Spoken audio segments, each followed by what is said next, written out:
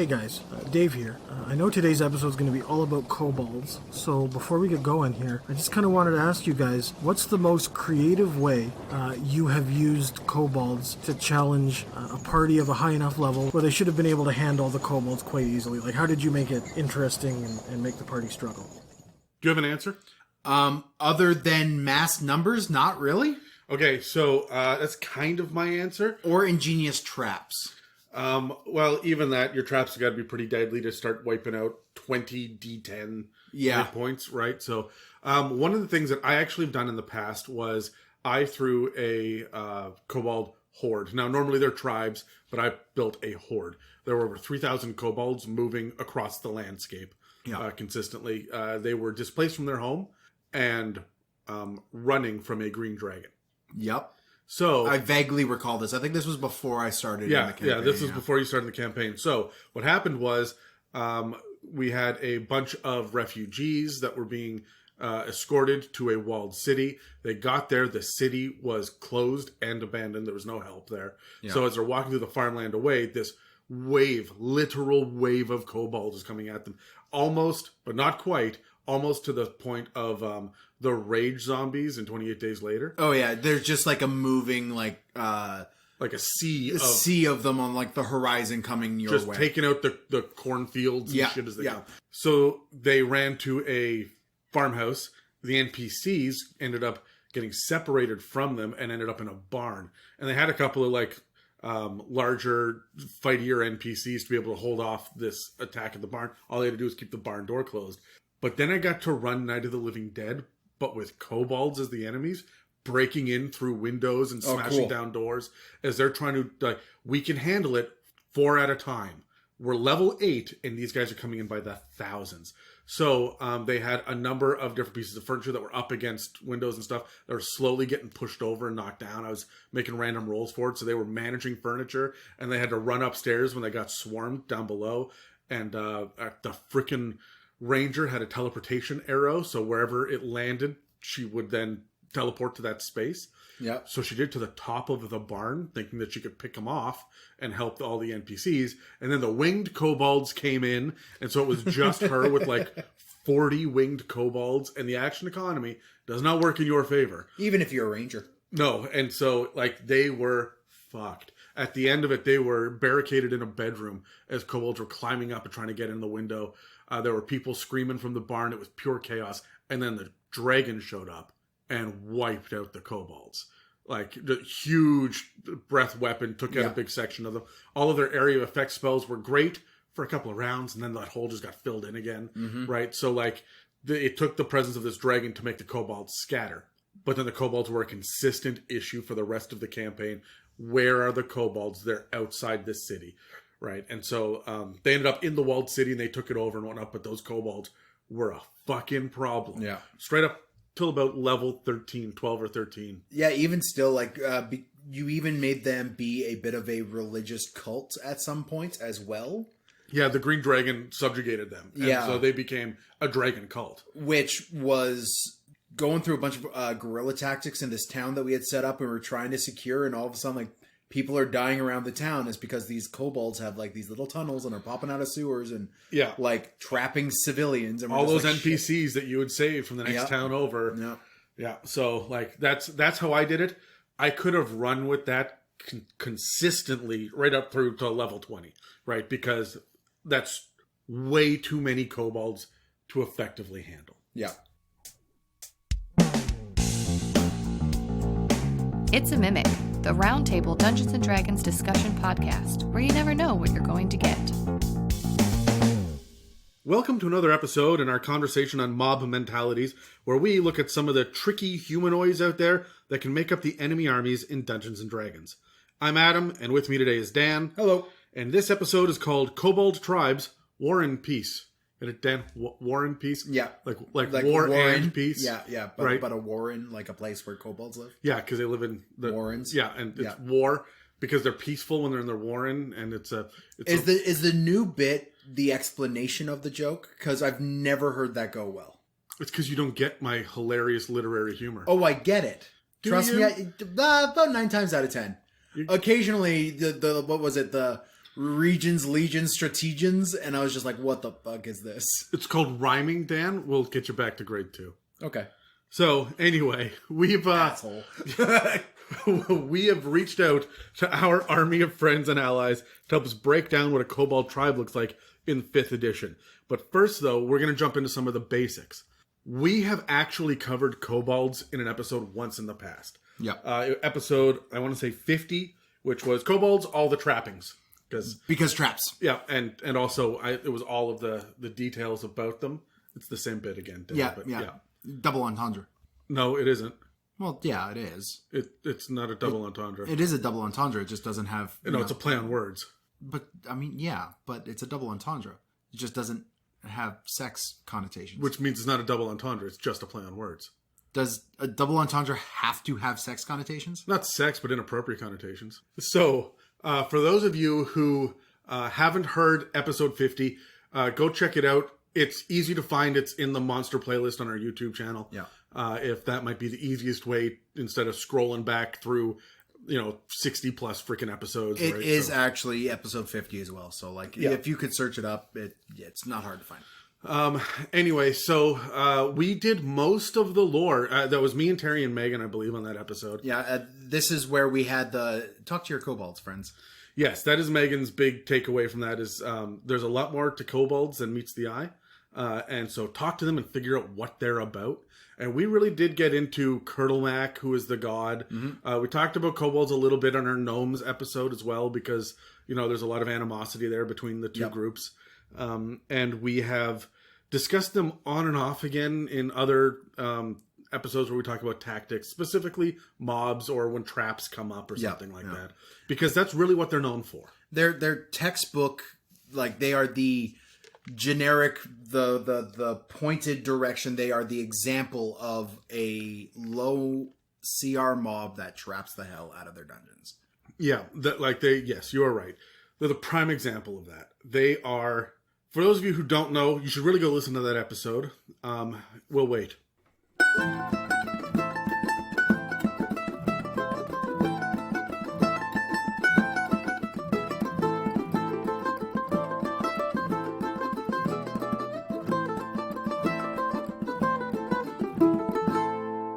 Anyway, welcome back to the episode.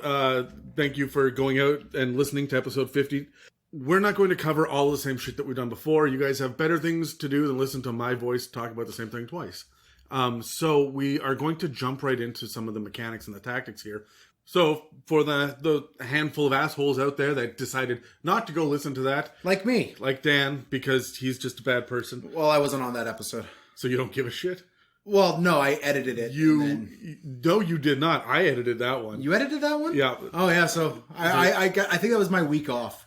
That was the one. You don't get another one. In the past 3 years, that was my week off. So, anyway, go back and listen to that. For those of you who don't know, let's go over kobolds really quickly. These guys are 2 to 3 foot tall dragon men. There's no wings. They are bipeds. They're cold-blooded, which pisses me off. It's right in the text. Yeah. I hate that they're cold-blooded. Doesn't make an ounce of sense. Me in my world, I'm going to fix that. I don't like it. Hit them with a cone of cold so they fall asleep. Right? I don't understand. You know what? I'm mad already, and you'll understand why later. Shape water to change it into ice to rub it up against them so that they fall asleep. You just want to rub your kobolds, Dan. With ice. Weird. Okay, it's because I saw this video recently, and this is Whoa! is a complete aside, but in, I think it's Georgia, it's somewhere, the alligators and crocodiles will stick their snouts out of the iced covered lakes. That's on Earth. Yeah, I mean, yeah, it's here. I don't know exactly what state it is, but this is the first I've heard of it, where they will stick their noses out and it'll freeze, and they'll basically... It's called a burmate. It's hibernating, but for reptiles, burmate. When it gets so cold that their bodies shut down and preserve energy. Yeah. And then when it warms up again, because they're cold-blooded, they have to seep the energy from their surroundings and environment. And so I expect the kobolds do this too, and so they're not going to be active during the winter. And yet, Icewind Dale really puts them, front and center. And no, see, I'm mad again.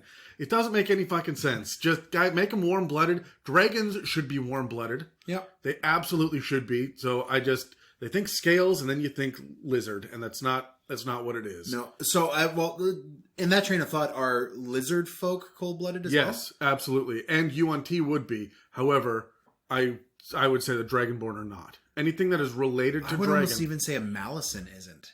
Like that weird like combination of humanoid. Okay, all right. We're not in the UNT episode. We'll cover this with UNTs. Yeah, when we get to UNT, we'll jump into cold or warm-blooded. But they are, like I said, 2 to 3 feet tall. They're like 35 pounds. You can punt one of these guys. Please do.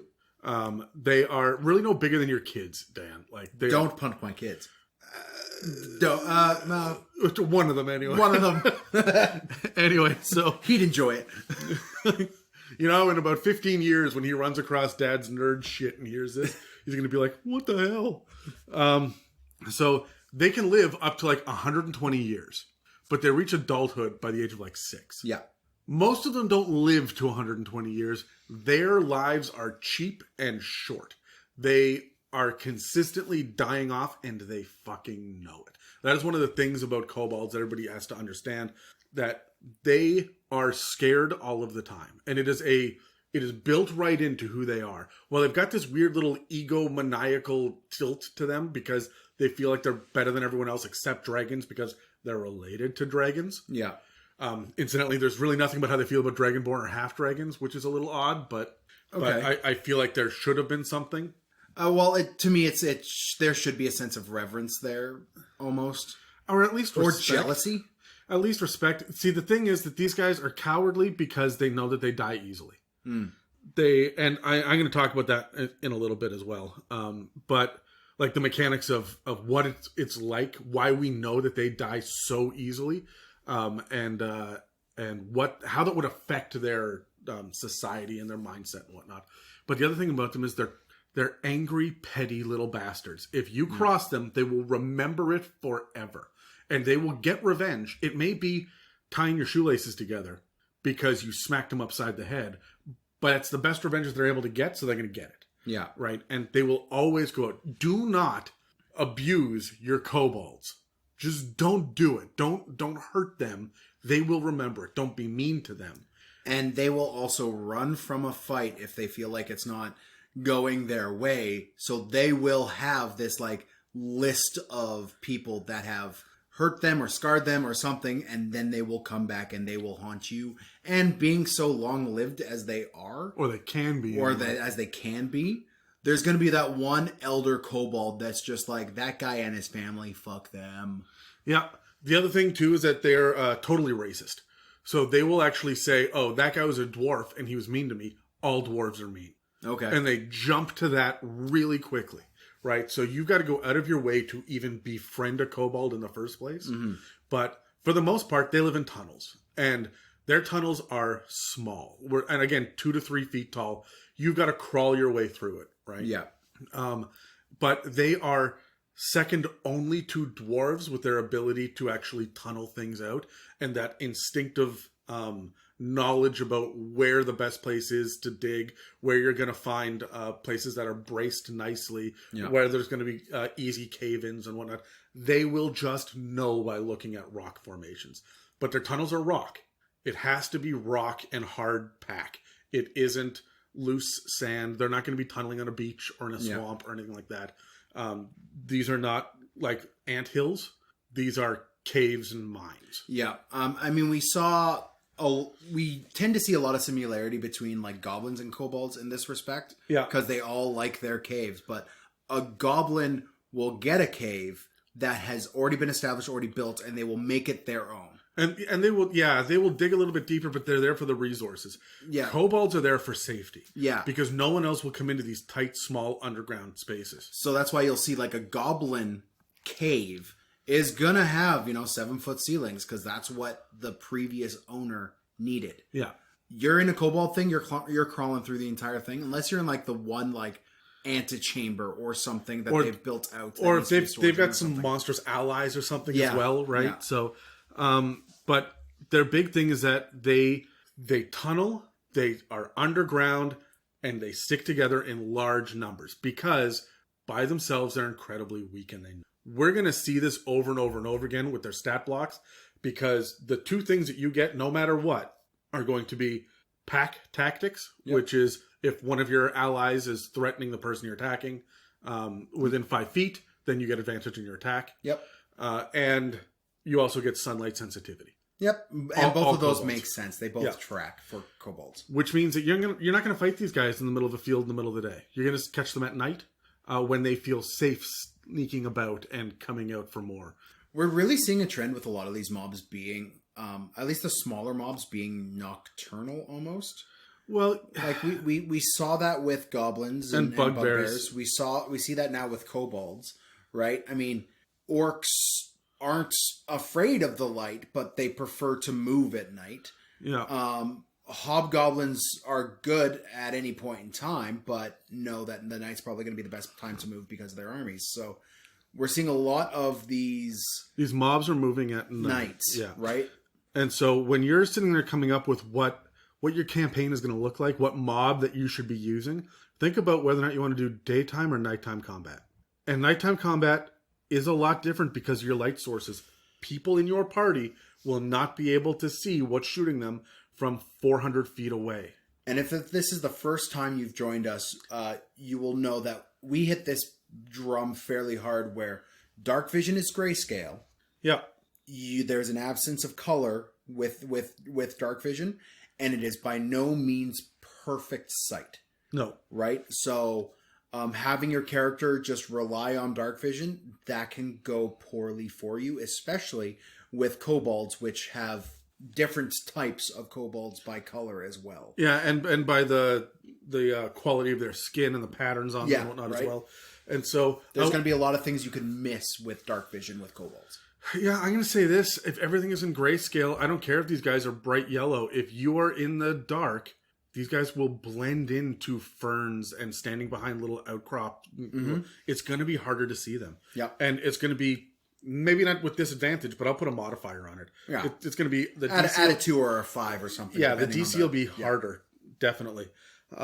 So we see them kind of out in nature. They're not really around settlements and civilizations, except it does talk a little bit in Volo specifically about what kind of urban kobolds look like. So we'll jump on that in a minute. Okay. But we'll stick to the regular ones. These guys, they scavenge, right? They scavenge everything that they can find. They need to find not just tools and things that that's the word I'm looking for, like equipment. Oh, yeah. But they also will scavenge food. Everything is food, including other kobolds. These guys are cannibals. They will straight up eat people. But they're not your vicious lizard folk type of, I'm just going to take a chunk out of you right here and eat you. They're not gnolls tearing you bit by bit. Yeah. They will boil you.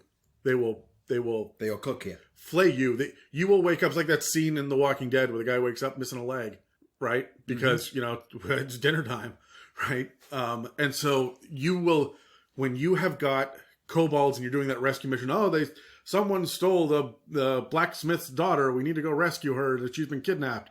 If it's kobolds, you got a time limit. And that time limit is how many limbs she's got. How many kobolds are in that tribe? Because they're going to eat her. Yeah. And I mean, they do mimic dragons a little bit in this respect as well, where they're hoarders. They want as much stuff as they could get their little grubby hands on. Yes. They want to be able to live as long as possible. But here's the thing. They know their lives are cheap. And you'd think that would make them like more cowardly and foolish, but they're not cowardly. They are there to bump up the numbers for their own little tribe. They want their tribe to be successful. That is their legacy that they're giving. Okay. So they stay alive on behalf of the tribe, not necessarily for themselves. They don't want to die. They don't want to get tortured like nobody does. They're incredibly selfish, but for the tribe itself, right? Like they're not individually selfish, which is how you would traditionally think about it. They're selfish for the tribe. Yeah. No matter what the tribe needs to do to survive, they're willing. They're not going to sit there and say, "Ooh, look, something shiny," and go get it because it makes them happy. They're going to take that beaten up shovel because we need more shovels, right? So there's a pragmatism to them as well. Okay. They're crafty. They're not clever. You will fool them. They will fail their insight checks, but they will be able to craft shit. They're really good at taking two things and mashing them together to make something else. Better with int than wisdom. No, they're, well, yes, technically. Technically, yes. But I mean, they're both negative modifiers. Yeah. So The other thing that really drives them is their utter abject hatred for gnomes. So the other episode talks about it in great detail. I'll just mention it really quickly. They've got a god named Kurtlemak, who is one of my favorite gods ever, but he is chained, he's imprisoned, and he was fooled and duped into it by Garl Glittergold, who is the gnome god. One of my favorite gods ever. Because you're terrible. Because the name Garl Glittergold is fantastic. Let's go with that. So there is this pure animosity towards gnomes. Now, we've seen that goblinoids dislike elves. Yep. Orcs dislike elves. Goblins themselves dislike clerics. You see that depending on the mob that you're with, they're going to target different players and different adventurers in different ways. Something else for DM to think about, right? Like, if you've got a gnome fighter in the group, I would probably lean towards kobolds over goblins if I'm just going to have little tribal skirmish. Yep.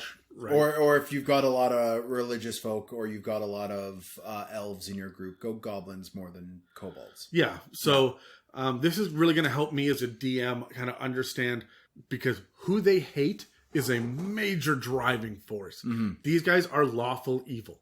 They do follow their own rules. They do live their own lives. They do their own things, but they will kill you outright and they will eat you. And they do want to see their enemies get tortured. Not just fuck off, but get real pain. Yeah.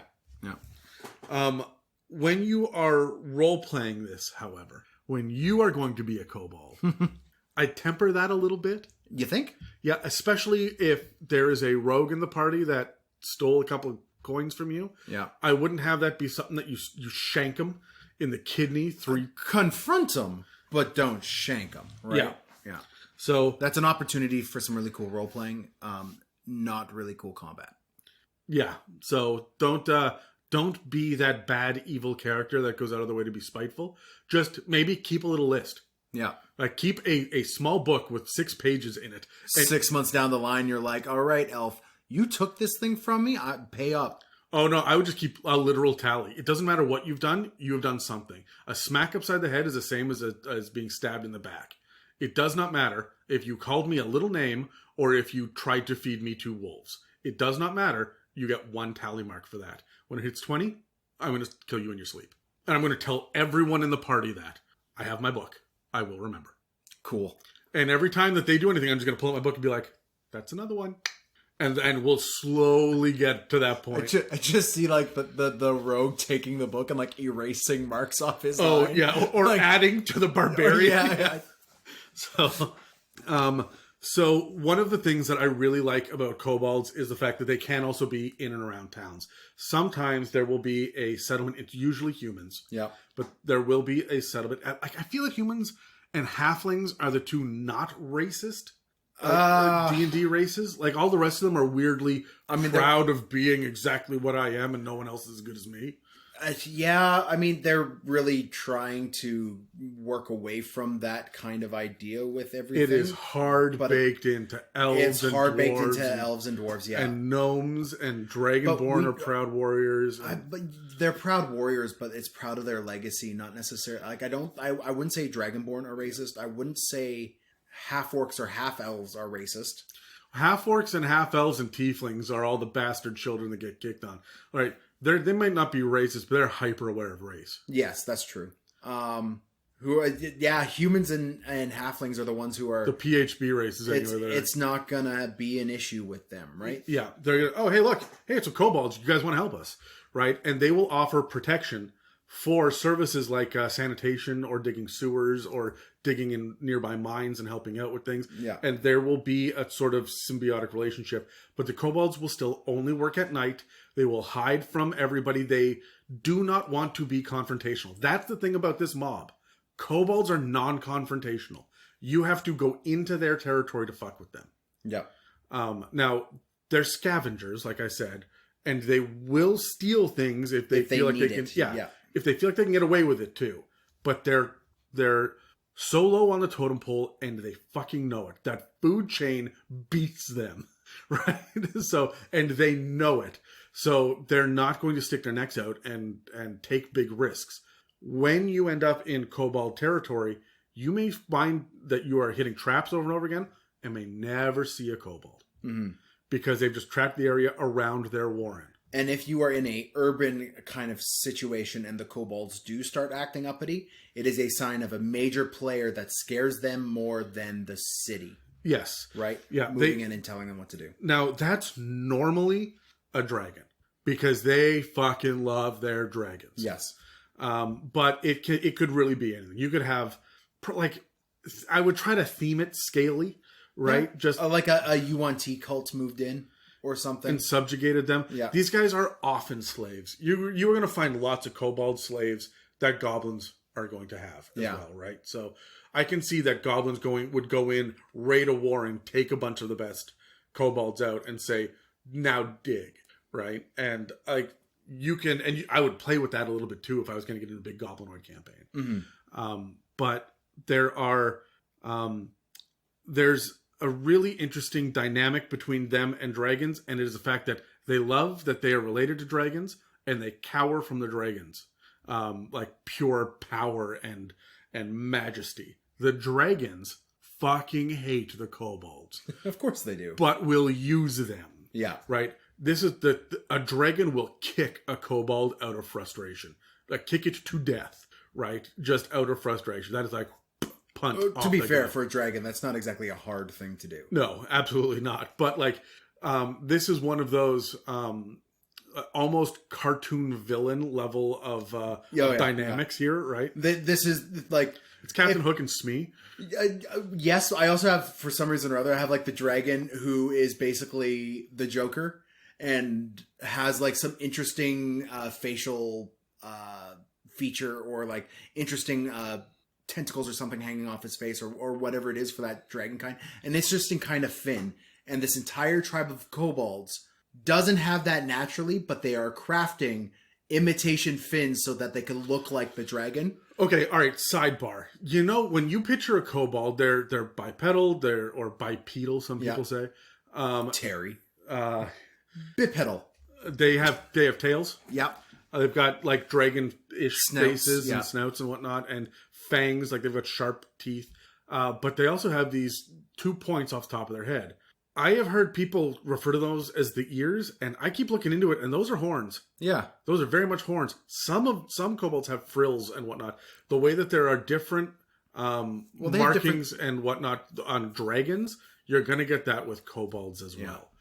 I had that image of like, let's go Two-Face. Like just the minions you have with Two-Face are always like one side's black, one side's white on their face, and like everyth's that. Well, it's funny because there's a specific kind of kobold that's coming up, which does fling acid as one of its attacks. So I'm excited for that. We don't get a whole lot of mounts and pets and shit like that for these guys. Not the way the goblins did. Mm-hmm. They get giant rats. They get giant lizards. They can ride some of the giant lizards, but they're not industrious. They're not going to have giant like donkey wheels with lizards on them and stuff. Would you say kobolds are ambitious? No, I would not say they're ambitious. They want to be safe. When they are in towns, for example, they need to be with allies. If they're not with allies, they will either sit there and be completely silent out of fear or be over the top freaking out, hyperventilating. Yeah. Right? There's nothing in between. When they feel unsafe, they are freaking out. They have to know that there's an exit strategy. They have to know someone has their back. They're consistently afraid of everything. Most people see this as a comedy routine. Oh, I have the image of like the dwarf fighter rolling his eyes and handing a paper bag to the hyperventilating kobold on the side. I think that would be a lot of fun for a kobold player. Yeah. Or for an NPC. But I'm going to, when you get these guys as monsters, I'm going to give them overwhelming numbers. Keeping in mind that these guys are 1/8 CR, the stock kobold. You need 8 of these guys to take on a level 1 party. Well, even your stock goblins are 1/4. Yeah. Yeah. Oh, these guys are fucking weak. Yeah. And so the idea that they need to be able to feel safe, there needs to be a group of 8 of them to be able to take out a human. Like a human adventure. Well, a party of humans. Yes. But that's fucking incredible to me. They are going to move in large numbers. As a DM, I am using the groups of these guys as if they are a single monster. Mm-hmm. Right? And we'll talk about tactics a little bit later. But the fear, the anger and resentment, and the scavenging, because they can't make things themselves. They can slam a couple things together. It will take a bird skull and a long stick, and they'll make a little hoe for their garden, but they're not able to make a metal. They're not forging and doing like that crude level. Very of smithing. primitive, Yeah, right. And you get that even in the fact that they don't have a whole lot of farming. They don't have a whole lot of. There's no industry to speak of whatsoever. Yeah. So when you are dealing with kobolds, look at your character sheet. You might be able to get out of an issue by offering them your crowbar. Yeah. Right? Or something like that. Give them tools. That may be all that they need. When you look at their layers themselves, you have a small little kiln area because they do basic pottery things. You've got some mines because they're digging all of the time for the next thing that they can utilize. Right? Yeah. You have little mushroom farms, which I think is cute. Yep. Megan really liked that. They've got little root cellars where they would keep tubers. Yeah. Right, and turnips and shit like that. Just a bunch of potatoes. Are they making vodka? One would hope, whether they mean to or not. They've got sleeping areas. There's a little throne room for whoever's in charge, and of course there are escape tunnels everywhere, full of traps. That's the other thing that we haven't really talked about. These guys trap.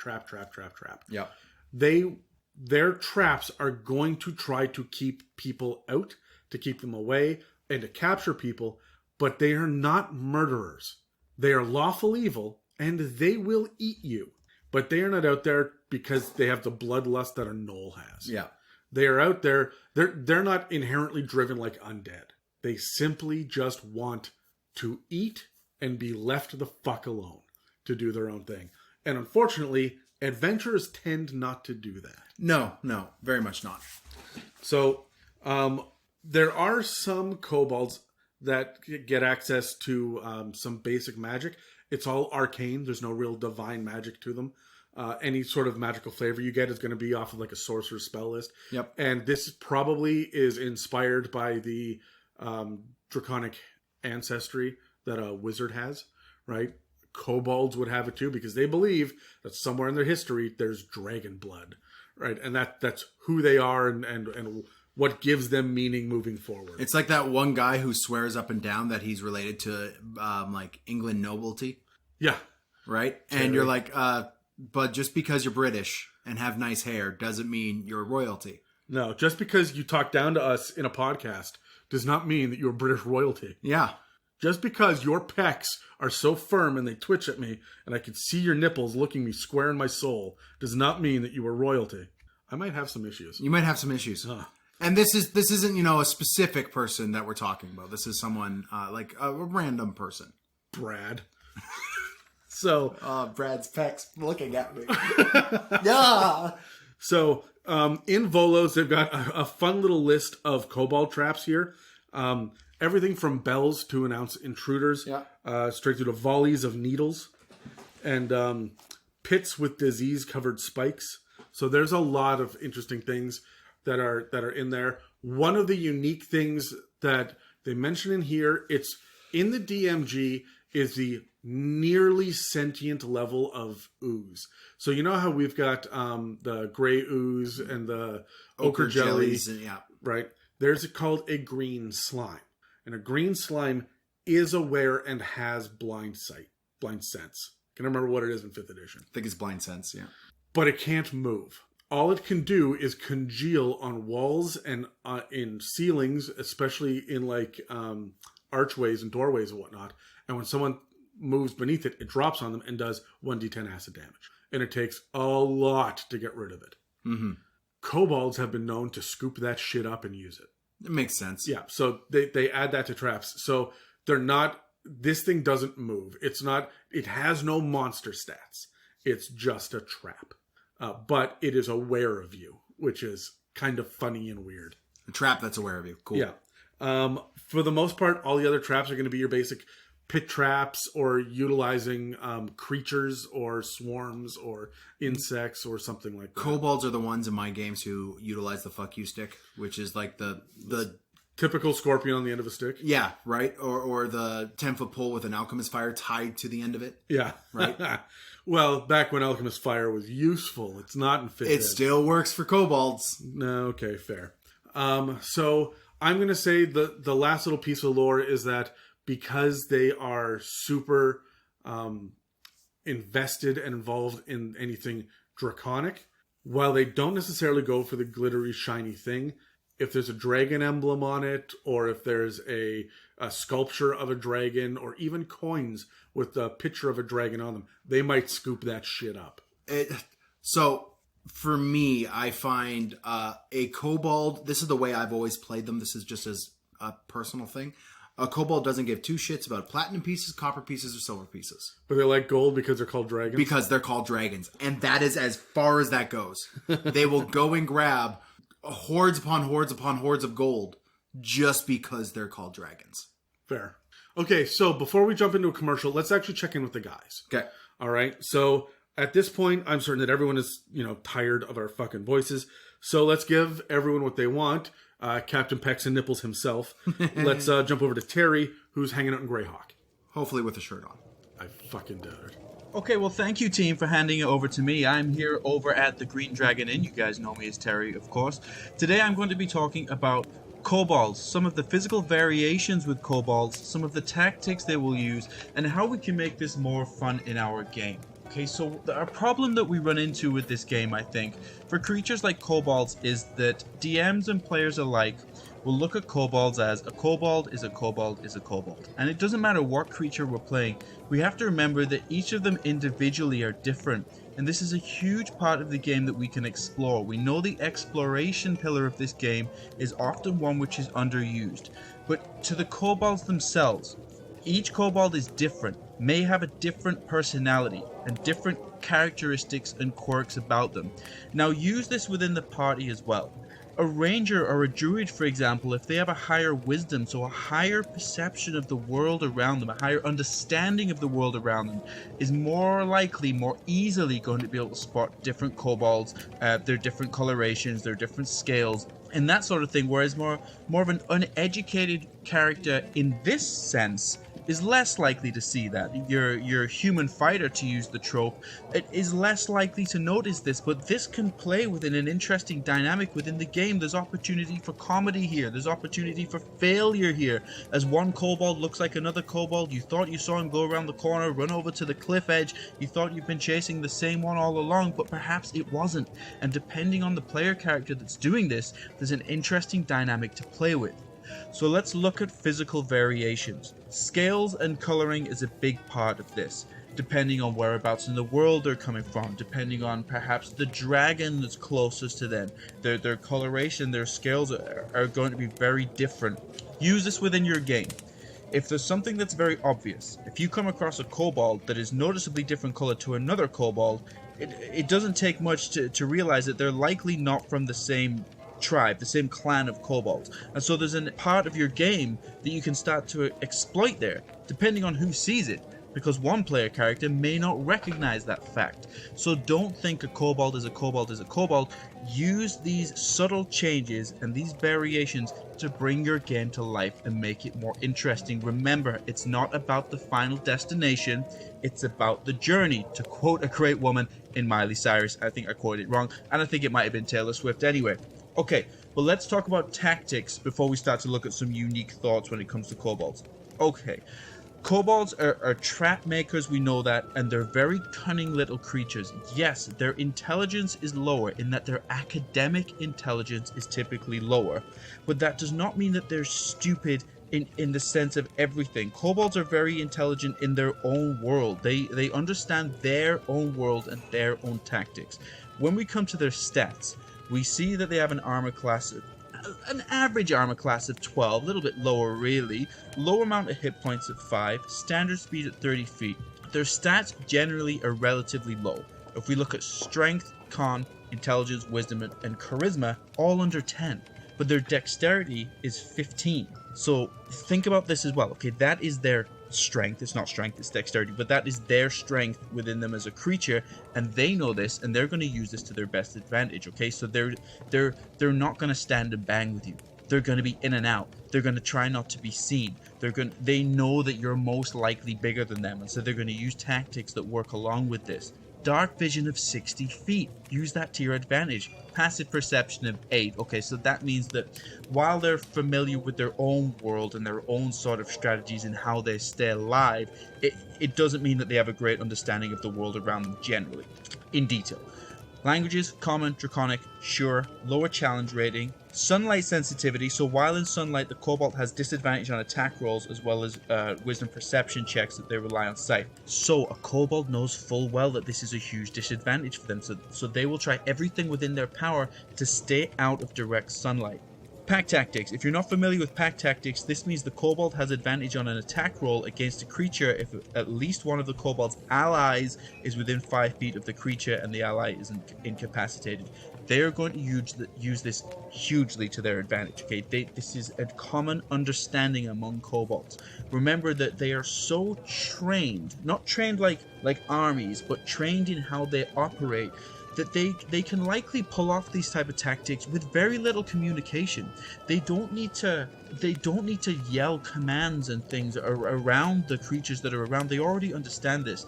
If there's any rugby fans out there, if you guys have ever watched the Fijian rugby team play, they do it with very little communication. Back in the day when I used to be in the British Army, I used to play rugby against Fijians a lot, and they would do it with just little whistles or a look of the eye or whatever, and they'd know where to pop the ball off. They know where the other person's going to be automatically, because it's day and night it's so ingrained in them that they do it naturally. This is how a Kobold is going to operate as well.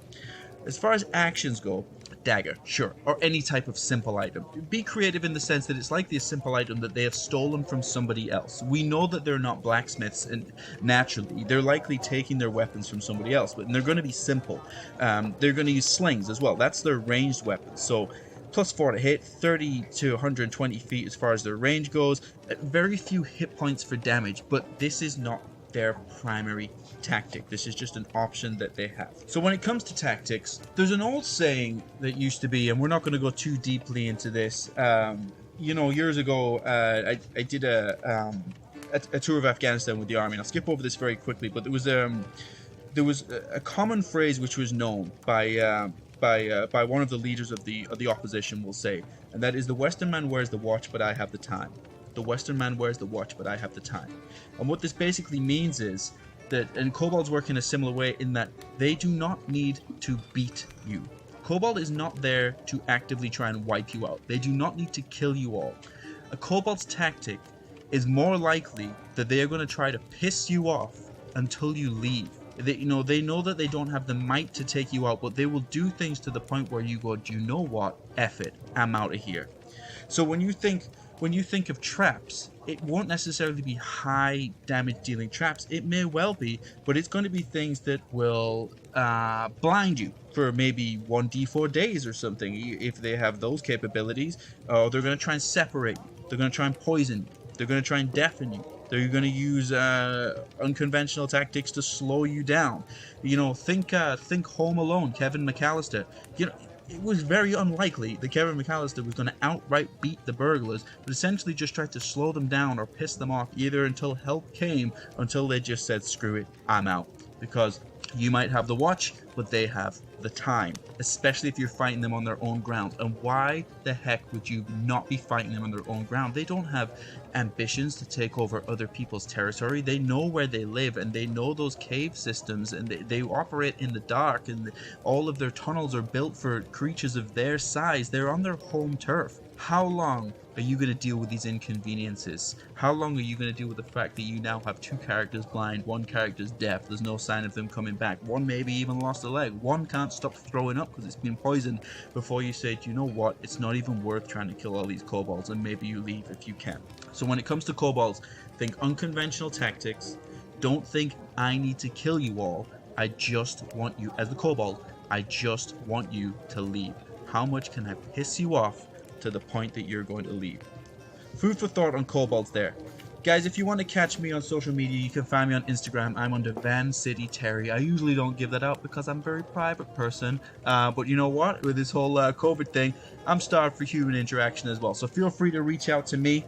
I might not always be in the mood to talk about D&D, but you know what? When I am in the mood, I'm really in the mood for it. Okay, I'll catch you guys later. Dan, Adam, back over to you. Thank you for having me again. I'll talk to you soon. So there are 11 different colors and 6 different pattern variations for the scales of kobolds and volos. But that's a lot of different options. Yeah. Terry's absolutely correct that no two kobolds or kobold tribes should be alike. But I really like rolling for it to see what you get for the flavor of, if you've got a different pattern of these guys have stripes. I would roll and have, because it's all earth tones, right? Yeah. You're not going to have turquoise freaking kobolds.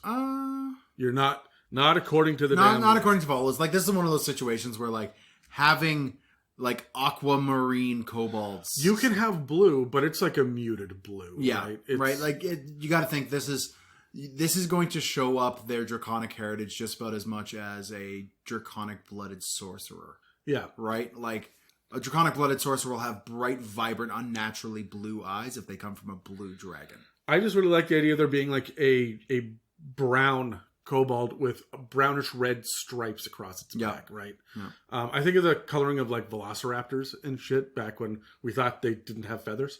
Yep. And I just think that we should really play into that more so that you get different flavors for different kobolds every time that you are playing. And when you say things like, oh, you catch a flurry of blue movement off to your side, your players who've been playing for like the last 10 years are going, blue? The fuck is blue that's over? And it's kobolds. Yeah. Right? Like, they never know what this kobold threat looks like. And it could give you a lot of advantage to building some political intrigue as it could be with kobold tribes, between separate kobold tribes, trying to kind of run the same mountain range, right? Yeah, or even vying for like the Union War in the sewers of, like, they're fighting for the contract. There's the shit brown men. ones who are the sanitation kobolds, and then the green ones are the garbage kobolds. The blue ones are the recycling kobolds. It's just like a garbage cans, right? Okay, Dan. Jesus.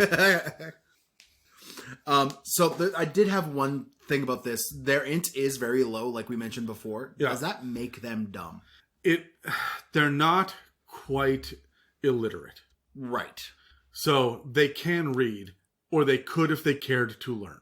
They probably have a handful of symbols that they use to indicate, this way to or beware of trap or whatever. Bad that way. Good this way. Yeah, but very, very simple slashes and markings, and almost maybe even like near hieroglyphs, right? Yeah. As far as their symbology goes for them.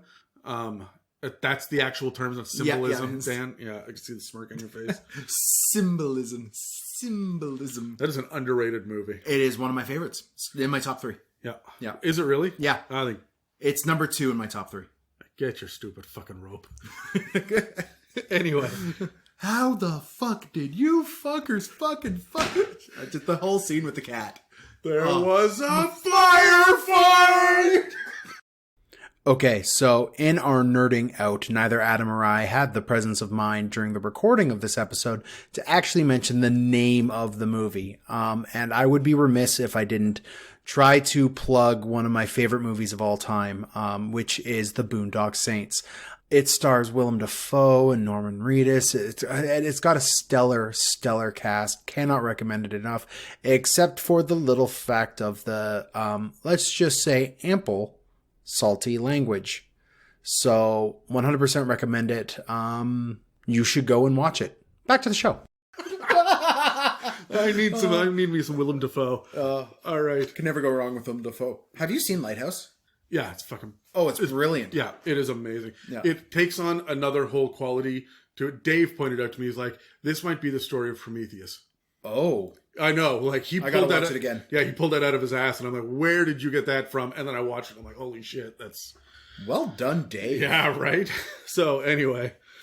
Are they dumb? They're crafty. They're able to put 2 and 2 together, but they're unlearned. They're not schooled. It's intuition, almost. Yes. They are going to follow their gut time and time and time again. And you can fool them. But if they figure out that they've been fooled, they will never forget. It's almost like getting into an argument with a 7-year-old. It's just, but why? That doesn't make any sense. I don't understand. Why would it be like that? And someone with 2 7-year-olds. Are they 7 now? Yeah. Oh, yeah. Well, just about. You know, all right. So I've been kind of waiting to talk about the idea of the hit points in the stats, right? Okay, yeah. So I think it's safe to say that with their wisdom and their intelligence and their charisma, these guys are not going to talk circles around you. They're not going to be super smart and crafty. It makes it a little bit daunting to be a player that is going to be that smart. Yeah. But when it comes to their hit points, you start to see something in the game design that can give you kind of a different feel about why they are the way they are. So Terry pointed out that they're not going to go toe-to-toe with the party of adventurers because of the stat block. Yeah. Right? But it's going to go a little bit deeper than that. They come away with an average of 2d6 minus 2 hit points. So, ignoring the minus 2 for a moment. Okay, yeah. All right? Let's look at 2d6 for like 1,000 creatures. All right? Yeah, okay. So, good. 90 of them, roughly 9%, would have the lowest possible hit points of 2. And 9%, so roughly 90 of them, would have the highest of 12. But with a kobold population, when you have that minus 2, it's significant. Now, 18%, nearly a fifth, of the population has the lowest possible hit points of 1. And 9% have the highest of only 10 instead of 12 now. This tells us that when stacked up against a creature with 2d6 hit points straight without a negative modifier, like goblins, for example, kobolds are at a major physical disadvantage, even compared to the gobbles over there. This would make sense why a kobold is a CR 8th and a goblin is a CR quarter. Yeah. Now, remember, goblins also get a higher maximum hit points, and over a quarter of the kobold population is as weak or weaker than the average goblin. That's fucking significant. For such logical creatures who focus on the health of the tribe, think about how cheap their own lives are and what tactics that they got to use to survive. My point here is just that kobolds are going to be nearly 3 times more likely to flee in a battle than a goblin, especially when confronted with direct combat. They're going to try to avoid any sort of confrontation that they can. They're going to get back to higher numbers, and they're only going to attack. In my head, they want 3-to-1 odds. That is because they want to use this pack tactics ability that they have. That's why they have it, right? They're also never going to do it in sunlight. They wouldn't instinctively know that this is going to be a negative thing. So they're going to extinguish light sources. That is going to be something that they're going to do because it gives them just that little extra edge. When you say how smart they have to be smart to survive. It's just not well read. Yeah. So back to this pack tactics. It can be often overlooked that this thing is damned powerful. When you break down the math and the probabilities and do all that other stuff, which we have done for you, so you don't have to. You're welcome.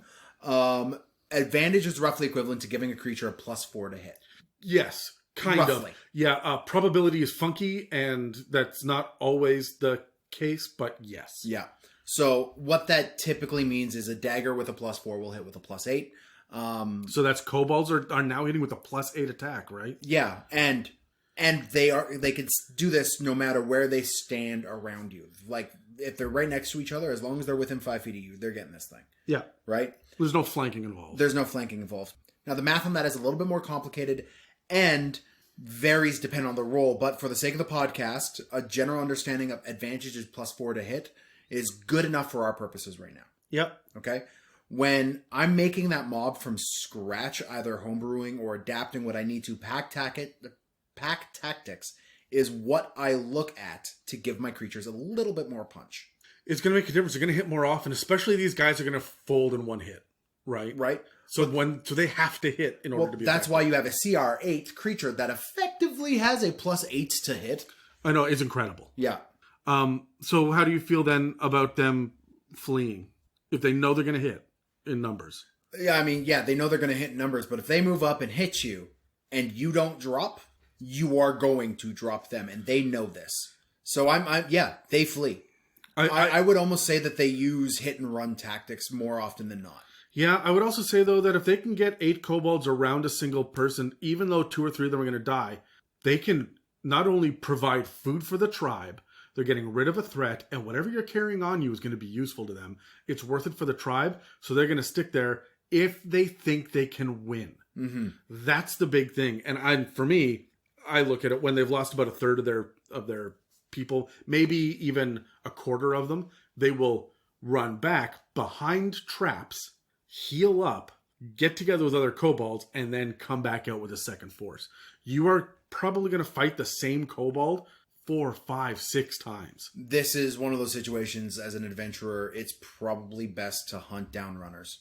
Yes, absolutely. But the action economy is against you. These guys are going to come out. If there's 4 level 4 adventurers out there, they're not going to come at you with anything less than 20. Yeah. And they're going to flee when there's still 12. You don't have the action economy to be able to, take them out, right? And they're not going to scatter in one direction. They are going to scatter in a scattered direction. Exactly. Yeah.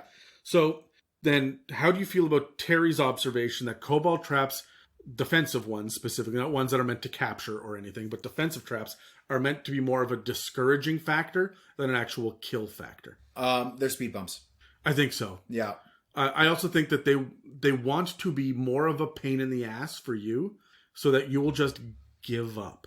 If they are retreating, it is going to be more and more difficult to move forward chasing them. They understand that being annoying is sometimes more powerful than being lethal. Yeah.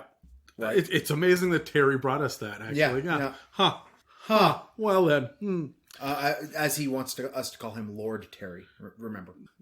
Yeah. Lord Nips. His Nips. Anyway, I'm going to call him his Nips from now on. His Nips ship. So, one of the many themes about... Yeah, right. I'm just imagining Terry listening to this and being like, what the fuck, guys? He's going to try to flip the table, which is going to be driving, and the steering wheel isn't moving. So, anyway, one of the things about them is their adaptability, right? And the idea that they are going to hit and run. They're going to get behind their traps. One of the things that they're going to do is they're going to set up pressure plates that they can run over that others can't. Yep. That they will trigger. One of the things that it outlines in the book is a great example is they will have these very narrow ledges, like along cavern walls and stuff, with hand railings, which will be safe for a kobold, but which are a tripping hazard for other medium-sized creatures. Mm-hmm. That's fucking brilliant, and I expect to see a lot of that when you're dealing with kobolds, where they will just run right by, and there will be a rope strung at neck height, right, for a medium-sized creature. Yeah. It's going to catch a fucking dwarf in the eyes, right? Like fantastic. So, in a recent book that just came out, okay, it was revealed that kobolds are discovered in all corners of the world.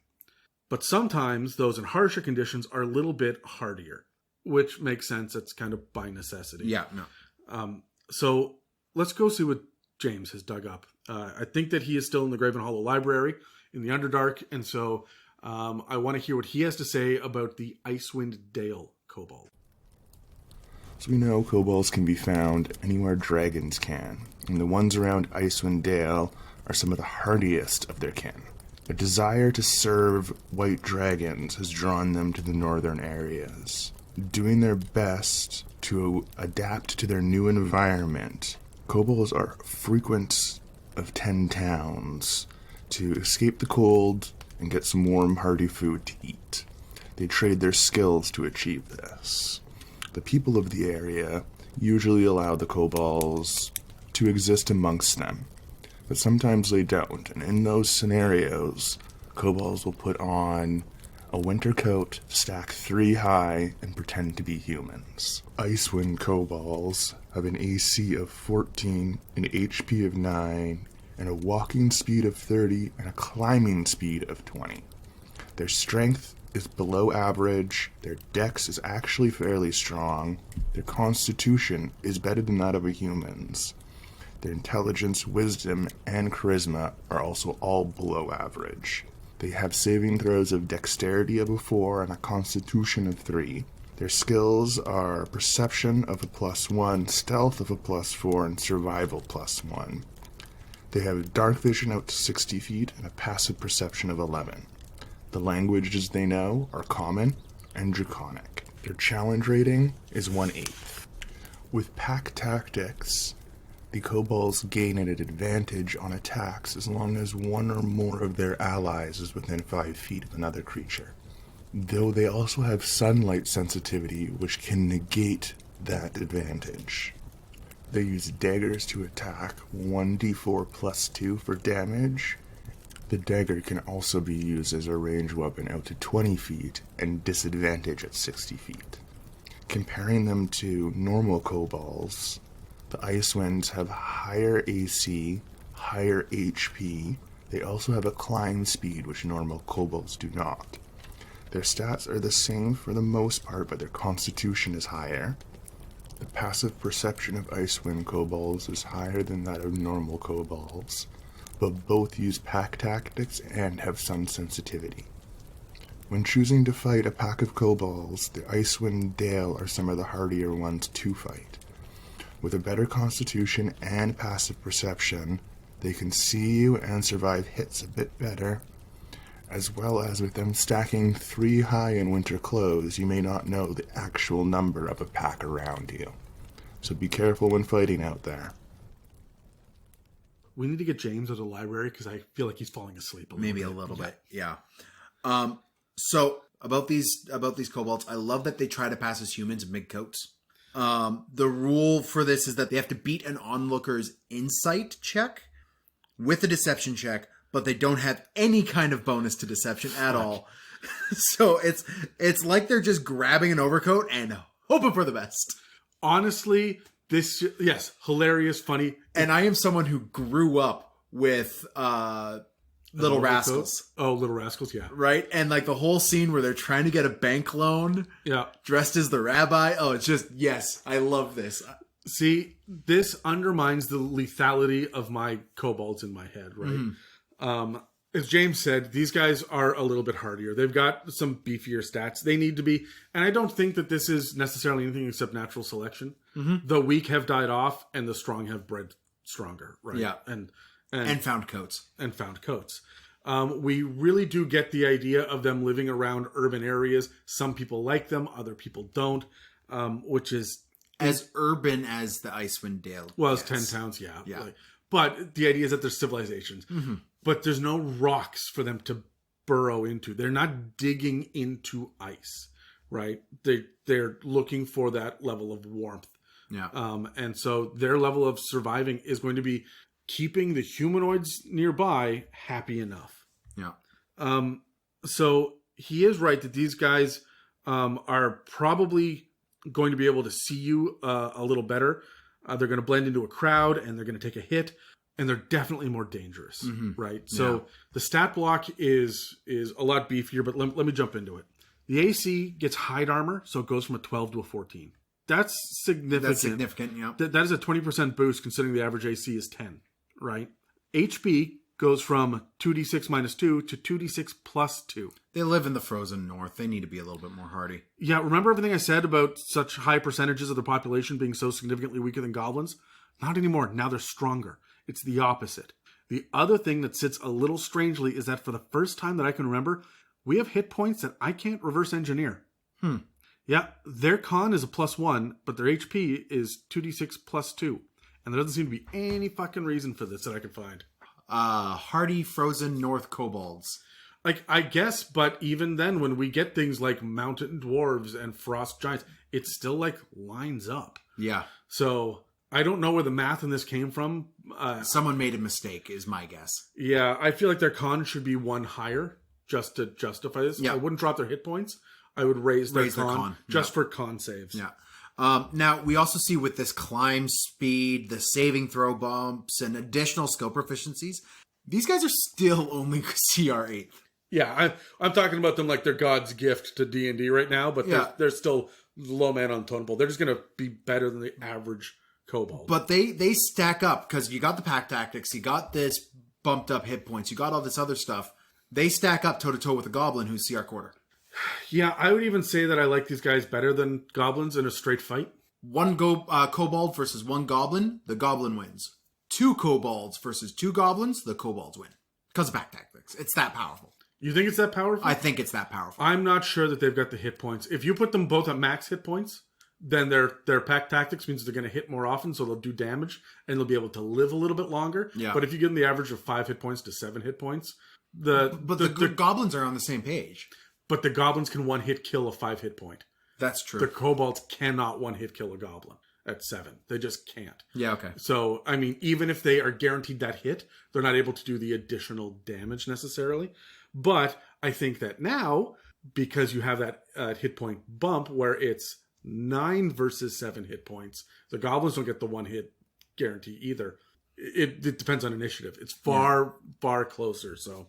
and that is the unideal, because like a goblin's going to pick and choose and like ambush and make sure the situation benefits them. I don't see any reason why they would fight unless the goblins are raiding the kobolds. That would be the reason. Yeah. Now, it's also worth noting that these guys also have javelins, but their javelin attacks don't have any bonus to hit. And they actually have a worse damage output than the thrown daggers. So I know that they have a better range, but does it fucking matter? Like, I feel like these city-dwelling kobolds aren't typically attacking creatures that are 120 feet away.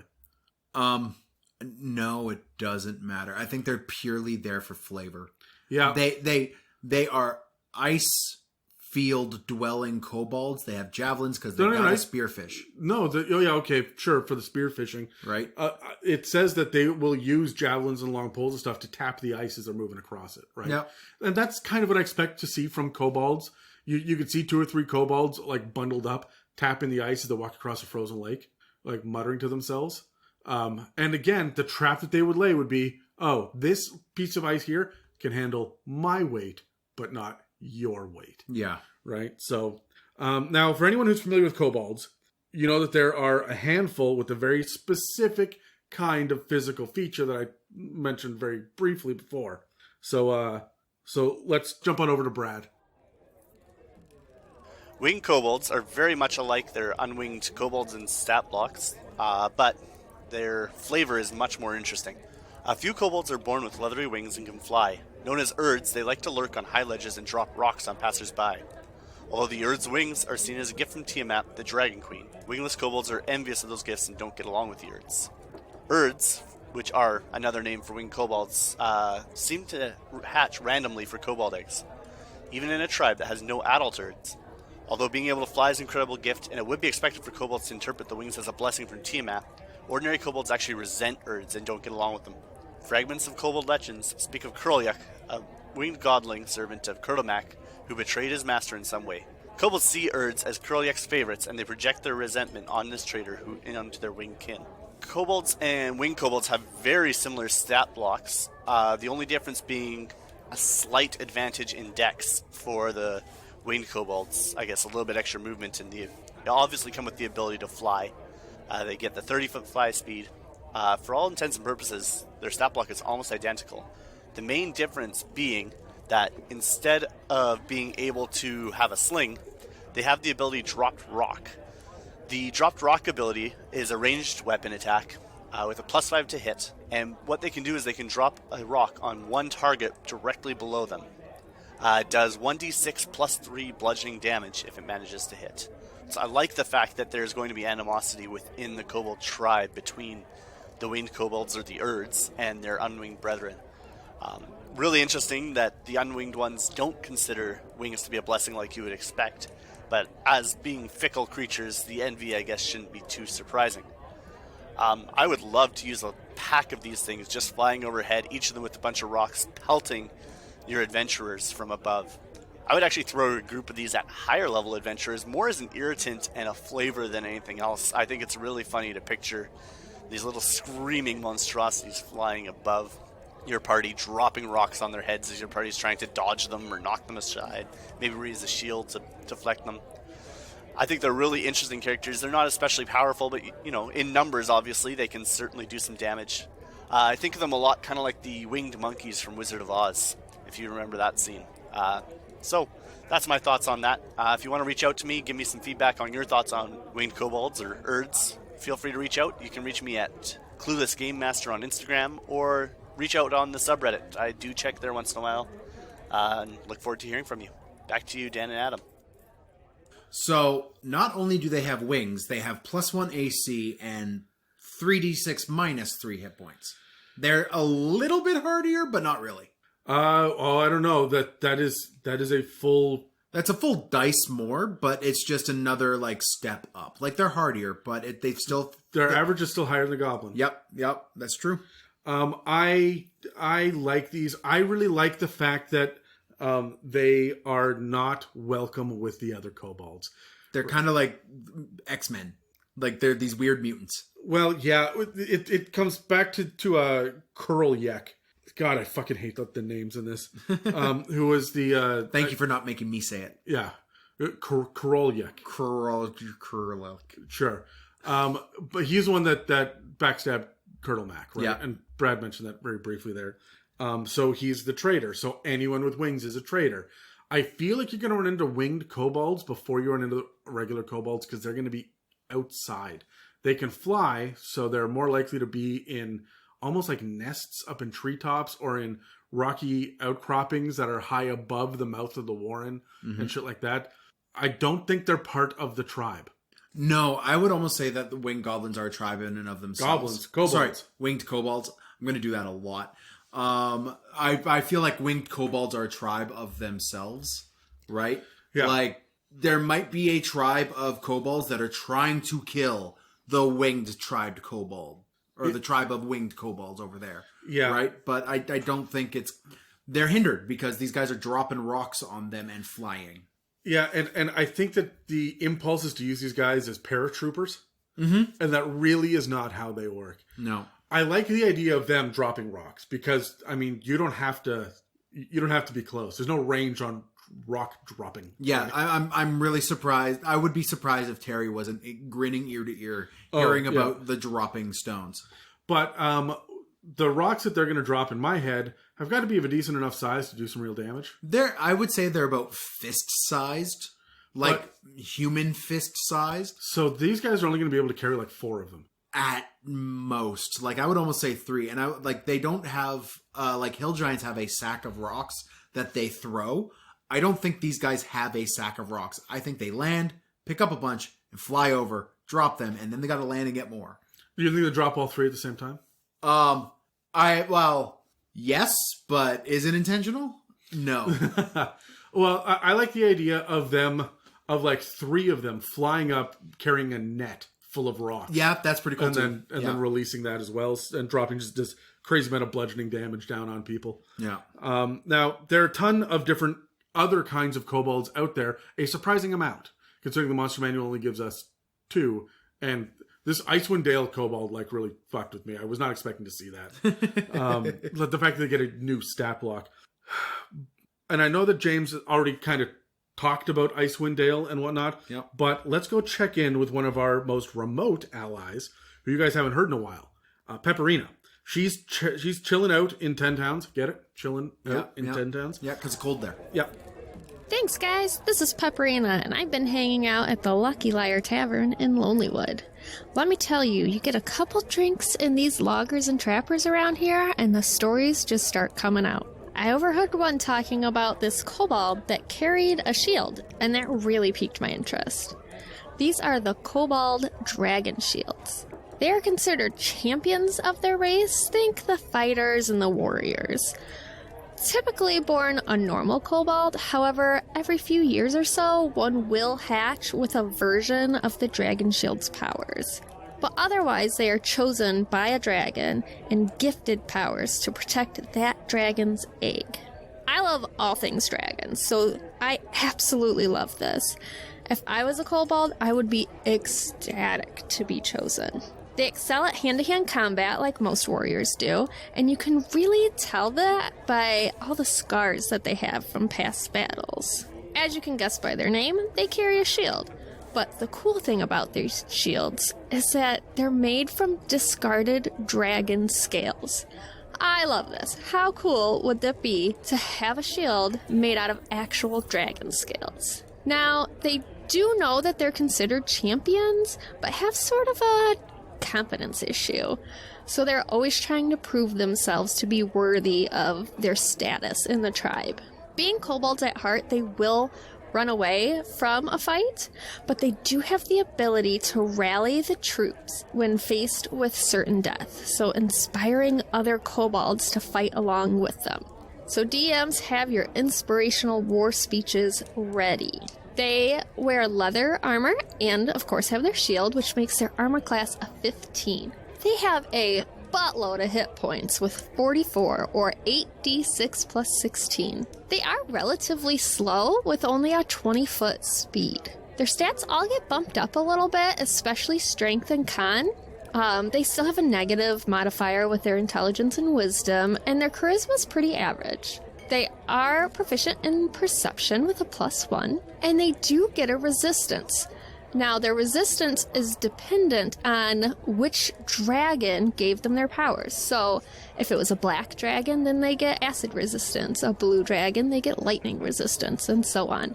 You can either choose that as a DM, or they do give you a D10 chart that you can roll on. They do have dark vision, and their passive perception is 11. They speak Common and Draconic, and their challenge rating is a 1. They have your normal kobold pack tactics and sunlight sensitivity, but my favorite feature is the Heart of the Dragon. When this kobold is frightened or paralyzed by an effect that allows them a saving throw, they can repeat that save at the start of its turn to end this effect on not only itself, but all kobolds within 30 feet of it. Any kobold that benefits from this trait, including themselves, gets advantage on their next attack roll. They do get a multi-attack, giving them 2 melee attacks, and they use a spear, which they can use melee or ranged with a +3 to hit, 5 feet or the ranged of 20 to 60 feet, which they get 4 damage or 1d6 plus 1 of piercing damage, or 5 or 1d8 plus 1 if it's used with 2 hands to make a melee attack.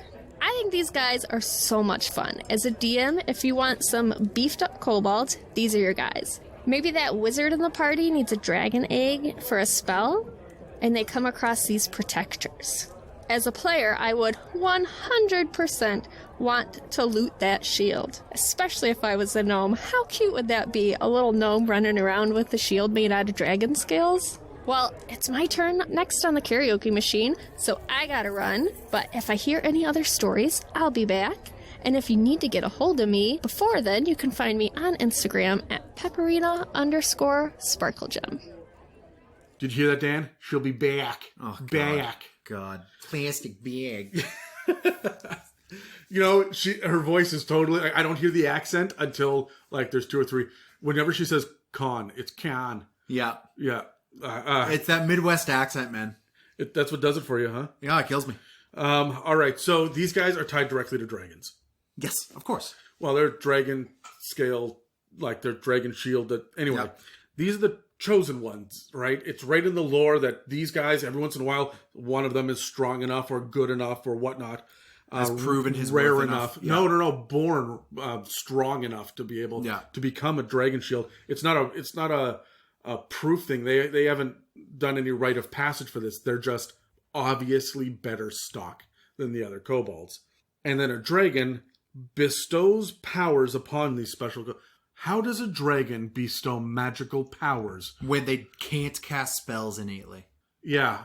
Like...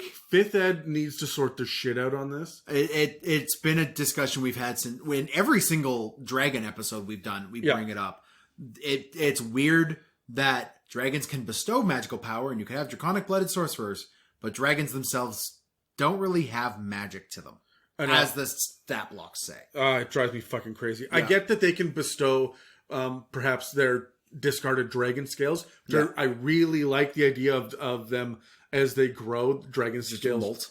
Yeah. That's fucking cool, and I would like to see more of that. Yeah. And then the kobolds, those ones, the good ones, they're good enough to be able to pick up enough of these scales to build a shield, right? Yeah. Also, we're seeing better armor and weapons and whatnot, right? So the dragon's horde is going to feed them, right? So that's the gifts of like the dragon is bestowing, but this, like, they're actual fucking... There's the heart of the dragon. Yeah, this bonus to frightened and paralyzed saves. Yeah. Like, the fact that you could repeat that at the beginning of its next turn on top of everything is absolutely nuts. Normally you see it at the end of a turn, so this guy's going to shake it off. So you could shake off the Frighten and still get a full turn in. Yeah. Like, but what? But it's fucking crazier than that, because you can affect 30-foot radius. Any other kobold within 30 feet of you also gets to shake off the effect, and you all get advantage on your next attack. Yeah. So 30 feet, remember, if you're doing a standard grid, right, the square grid, Yeah. and you're standing in one square, that is 6 squares in each direction, which is a total of 13 across in each. Including you in the middle. You in the middle, Yeah. right? Which is a 13 by 13 grid. There's 169 fucking kobolds that get advantage on their next attack. That's fucking batshit to me. Yep. That is so powerful. When you have a entire mob that is based off of utilizing action economy, giving them all advantage. Yeah, and there's no limitation on how many times you can use this. This is not per short rest or re-roll on a 5, 6, or... Would you use it as a rallying ability, even if they're not affected by a spell? I 100% would. It says right in it, if the kobold is affected by a frightened or a... Alright, I'll tell you this.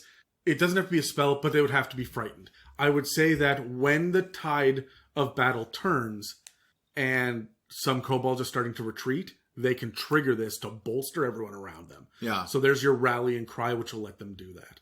It's weird that it's paralyzed and frightened. I know it tracks, because paralyzed with fear is a thing. Sure, but you don't see those two things together interacting in anywhere fifth ed. else. Yeah, no. So that's a little bit strange. There doesn't seem to be a whole lot of consistency with the mentality behind building kobolds. And again, we're up at CR1 now. Yeah. This is the best it gets. All right, so you would give this to them just to be 100%. able to use every round? Yeah. Fuck. Then I would consider them to be like a CR 1.5. I mean, yes, they're still kobolds, right? And 8d6 hit points, Dan. True. But these guys are going to be bolstered by the number of kobold, like their effectiveness is going to be exponentially increased by the amount of kobolds around them. Fair. Right? If you're fighting these guys one-on-one, he's not a CR1, my friend. Now, these guys are considered to be 4 to 5 times more effective than, even though it's 1/8 to 1. Yeah. When you look at the hit points, like the numbers lead it toward being a CR1, but I don't know, man. Like it feels like it's going to hit a little harder. And I mean, you get to later levels when frightened and paralyzed stop becoming things you got to worry about. No, but remember, this is the only time they're going to run into it is when players are doing it to them. Yeah. Which is right around second level spells. Yeah. Right? Which is where you see that kind of shit hitting them. And people are willing to do it to kobolds, where they're not going to try to do it against like an ogre. Who outside of a evil party is taking cause fear? Any necromancer.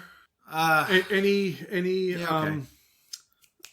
But like illusionist. There's not a lot of other spells that can cause fear in the same way when these guys are going to be a threat. That's the other thing I'm trying to get across.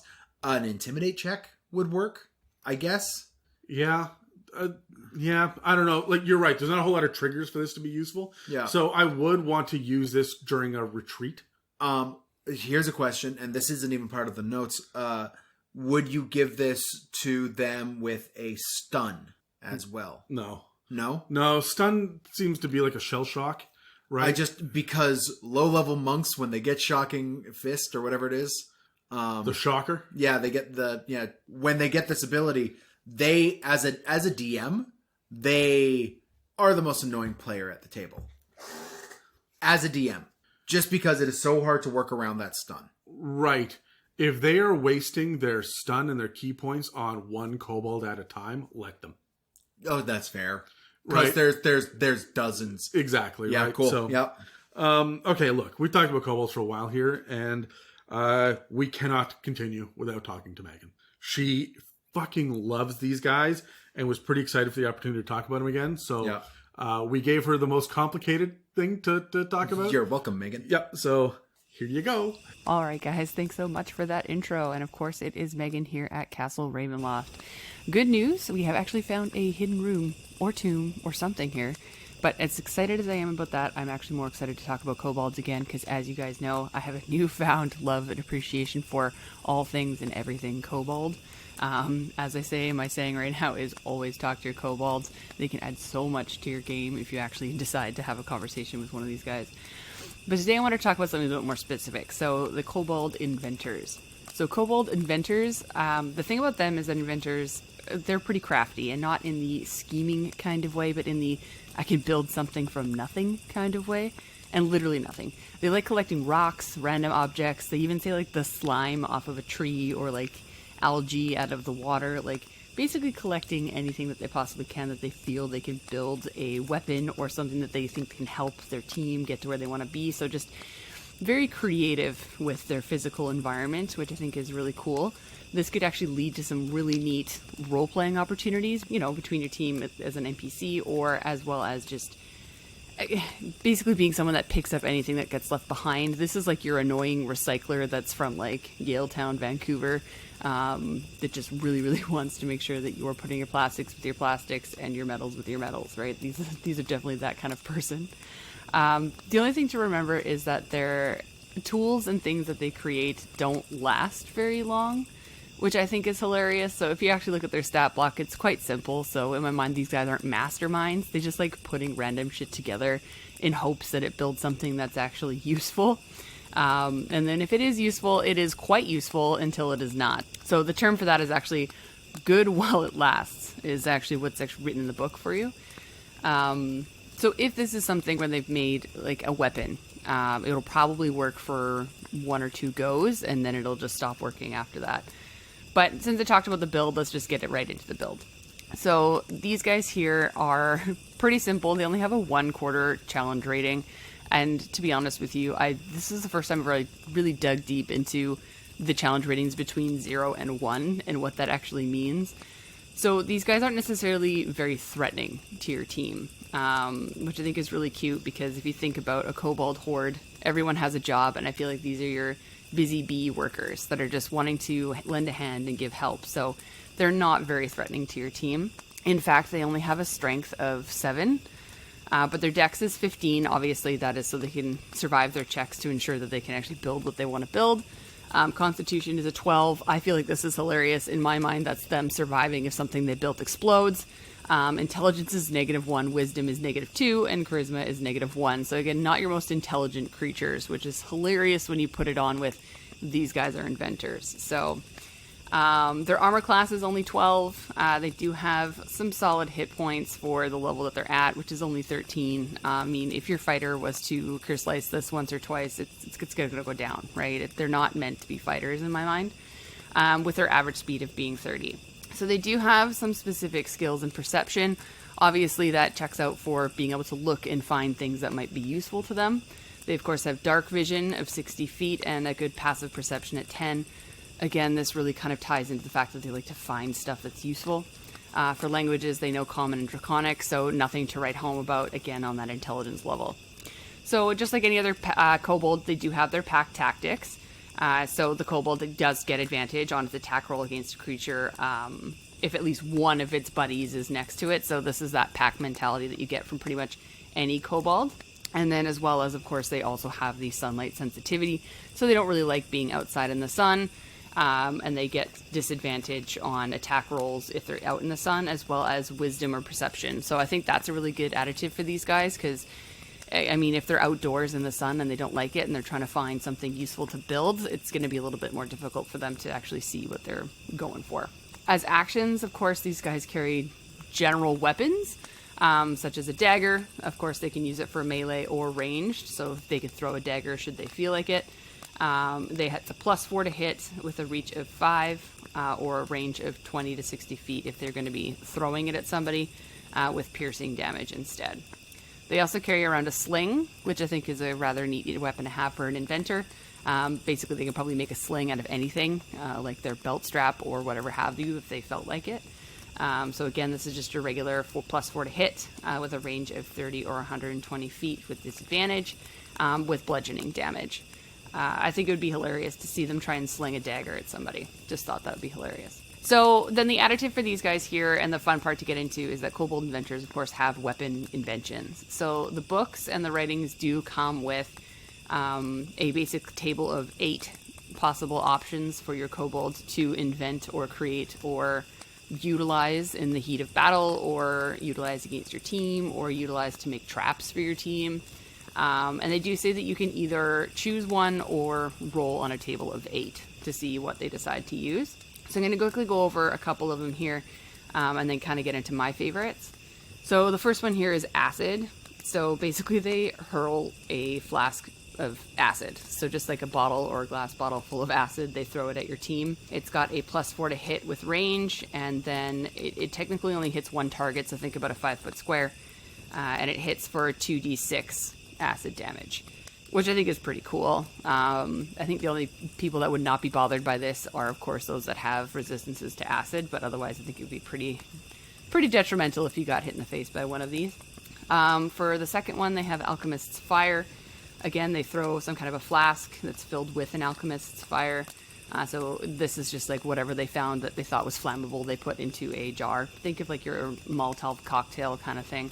They just throw this sucker at your team. Same thing though, it's just a +4 to hit with a 1d4 fire damage. So very small, very simple. Again, these guys only have a challenge rating of 1/4, so they're not going to be that threatening. Number 3 is the Basket of Centipedes. The kobold throws a small basket, basically, or like a container of just centipedes or insects or any swarm type insect is kind of what it says, and actually gets rolled into the initiative. And then at the end of each of the swarm's turns, it basically reduces itself in size. So they have swarm mentalities, right? I feel like this is just something to really annoy your team. Number 4 is the Green Slime Pot. So again, they throw either a clay pot or anything breakable that's full of a green slime. Again, it's a +4 to hit on a ranged attack. And when it hits the target, of course, they get covered in this green oozy slime. And again, it's just menacing and causes a problem. So it basically just covers the 5-foot area that your character is sitting in if it decides to throw it at you, which I think is hilarious. The other thing to note, of course, is if it actually misses your character, it just covers the ground in slime, which I think is hilarious and just a fun visual to have. Number 5 is the Rot Grub Pot. So same kind of thing. They've got a pot full of like a swarm of rot grubs. So you can actually find in the book more details on what rot grubs are. But again, it's more of an annoyance, not necessarily going to be super detrimental unless you've got a kobold who's throwing like 10 or 15 of these at you. And again, if it happens to miss you, it does occupy the square that you're standing in. So the number 6 is Scorpion on a Stick, which is exactly how you're imagining it. It is a 5-foot pole with a scorpion tied to the end of it that's going to sting you. So you do have to make a Constitution saving throw. The save is only 9. Again, these guys are only challenge rating 4 of 1/4. Not to be too scary, but I just think it's hilarious that they're going to wave a stick with a scorpion at you. It is 1d8 poison damage, but if you pass your save, then you actually only have to take half that damage, which again is not too scary, but it's just be annoying as hell. For number 7, we've got Skunk in a Cage. Again, I feel like this is a really good one to set as a trap for your team. If you're trying to run away, you end up dropping like a skunk cage on the ground and just letting it loose, and then distracts them or, just scares them long enough that you have time to get yourself away. And the skunk, of course, follows I kind of looked into it. It does follow the same rules as like a regular creature of its size. So it only has a 20-foot speed, an AC of 10, and basically 1 hit point. So if you were to kick this lightly, it would go away. So again, a moderate annoyance, but could lead to some hilarious things on the battlefield. It does. So the other thing to note about the skunk, of course, is it does have a spray attack. So if you were to frighten it, or if it was to be rolled into the initiative, it can actually use its spray against you. It is a Constitution saving throw of 9. So again, not too hard to succeed on. But basically, your team gets stunned by the smell and the stench, and they end up retching and wanting to vomit for 1 turn. So again, moderate inconvenience, but leads to some hilarity on the battlefield. And then number 8 is the Wasp Nest in a Bag. I love that this is in a bag and not in a pot like anything else. So basically, it is what you think it is. It is a bag full of wasps that the kobold will be throwing at your team. And of course, once it hits you, it will expend a very large swarm of insects. And by large, I mean, of course, only on your 5-foot square. And they will follow the same kind of swarm tactics where at the end of each of the swarm's turn, it will reduce in size by 50%. So eventually it will go away on its own kind of thing, but will be annoying right at the very beginning. So here's the thing. I love the idea of using these guys almost like your wild magic type. So I would actually lean more into the randomization of the use of their inventions. Like, let's be real. These guys are just making these clay pots, these bags of insects, and these just random little pouches of things. And then they're just grabbing them from their belt in a panic and tossing them at you. Because these guys aren't necessarily the fighters of the group. They're not wanting to be very confrontational in my mind. They're not smart enough to be too confrontational. So they're just going to be throwing random bags at you. So I would definitely lean more into I would roll the 1d8 and see what pot or bag I throw. Of course, the skunk cage wouldn't be random. I feel like they would know if they were putting a skunk cage down. But all of the other ones I feel would be really funny to deal with. And honestly, I gotta say, my personal favorite one is definitely the wasp nest. I just feel like I love the idea of having a kobold walking around that's making a constant buzzing sound. And that's the actual, audible cue to your team that there's somebody in the area is they just hear a bunch of buzzing coming from somewhere. And then they come across this kobold inventor who's just out gathering their grubs or their bugs and insects to make new objects and patches, and all of a sudden you get a bag of wasps thrown at you as a distraction tool so it can run away. Anyways, I am in love with these guys. The more I read about kobolds, the more interested and more excited I get about them. So I'm definitely going to throw it back to you guys at this point at the Guildhouse Homestead. But of course, if anybody wants to follow me on Instagram, you can at 0mega0. Feel free to do so. It's my personal Instagram, but full of a lot of fun video game D&D related type things. All right, guys, have a good day. Bye.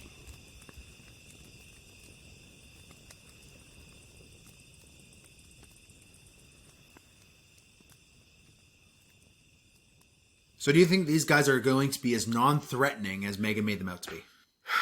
No. No? Why not? They've got some hit points to them, right? Mm-hmm. It's not a fucking pile of them like the Dragonshield, right? But there's a lot of kerfuckery. If you run into one of these guys, sure. These guys are battlefield control. Yeah. They are out there to make your life a nightmare. When you are chasing that one kobold down, he's dropping one of these things at a time at you. Remember, you can choose which one of these inventions to use of the 8, or you can roll on a d8 and they get to use all of them once. Before they get, the next day they can try it again. And at that point, I'm just turning them into a regular kobold. They're going to get their dagger and their sling. They have their dagger and their sling, right? So just with a little bit more hit points. Yeah. So these guys are more dangerous than the average kobold, but they're also fucking crafty. They are not going to retreat directly back to the warren. They're going to retreat through the field to the left because they know what's in there waiting for you. Yeah. Right? They're going to know you're going to follow them, and they're going to try to lead you into some hazard. However, hilarious little side of this thing, their perception is only a 0. Yeah. So yeah, if they forgot where their traps are, they're going to be in trouble. I mean, it makes sense their wisdom's low, but... Yeah, okay, yes. Their wisdom is a -2, so they had to bump them up to 0, which is fucking ridiculous. But I still think that they're trap layers. Yep. I still think, and I don't think they're going to forget what they are. I think it's just an instinctive thing. It doesn't say anywhere, or I can't remember if it says in 5th edition. It didn't say in 4th edition, but I played it anyway, where Minotaurs instinctively knew everywhere in a labyrinth. I think the Theros ones, that's true? No, they showed up for the first time, and I want to say it wasn't Theros. I don't remember. Anyway, too many books. Yeah. But they know where they've been, and they can't get lost. But I always had it where they instinctively knew the layout of a labyrinth when they were in it. Yeah. Just being in a labyrinth, they knew which way to go. They could just, instinctively know. I think the same is true of a Kobold Inventor. They will instinctively be able to know, like they're reading the Matrix code. Even if they didn't lay these traps, they know. That's the other thing about kobolds, too, is their pack tactics, even with their low wisdom, gives you the idea that they work as a team and they probably do it wordlessly. Yeah. They know how to survive as a group, and it's all instinct-based. Yeah. So, okay, I want to talk for a moment about this fucking basket of centipedes. Yep. And the wasp nest in a bag? Yeah. She points out that the swarm dissipates slowly, but this is represented mechanically by having a 50-50 chance that the swarm will just disperse at the end of each turn. Do you like that for swarms in general? No. They stick around. It depends on the swarm. If you're going to have bats or quippers or wasps, yep, I think that they're on attack mode. But if you've got centipedes or a swarm of, I don't know, butterflies, right? Like, they're going to just kind of fuck off over time, right? I mean, yes, but if you imagine being stuck in a little bag being bounced around by air bubbles. If you imagine being stuck in a little bag being bounced around as this kobold's like running through these tunnels. I hate that for wasps. Right? Like, the second that wasp nest is free, it's on the murderous rampage. It's going until all of the wasps are dead. Wasps are psychopaths. Right? And I would say this is the same for centipedes.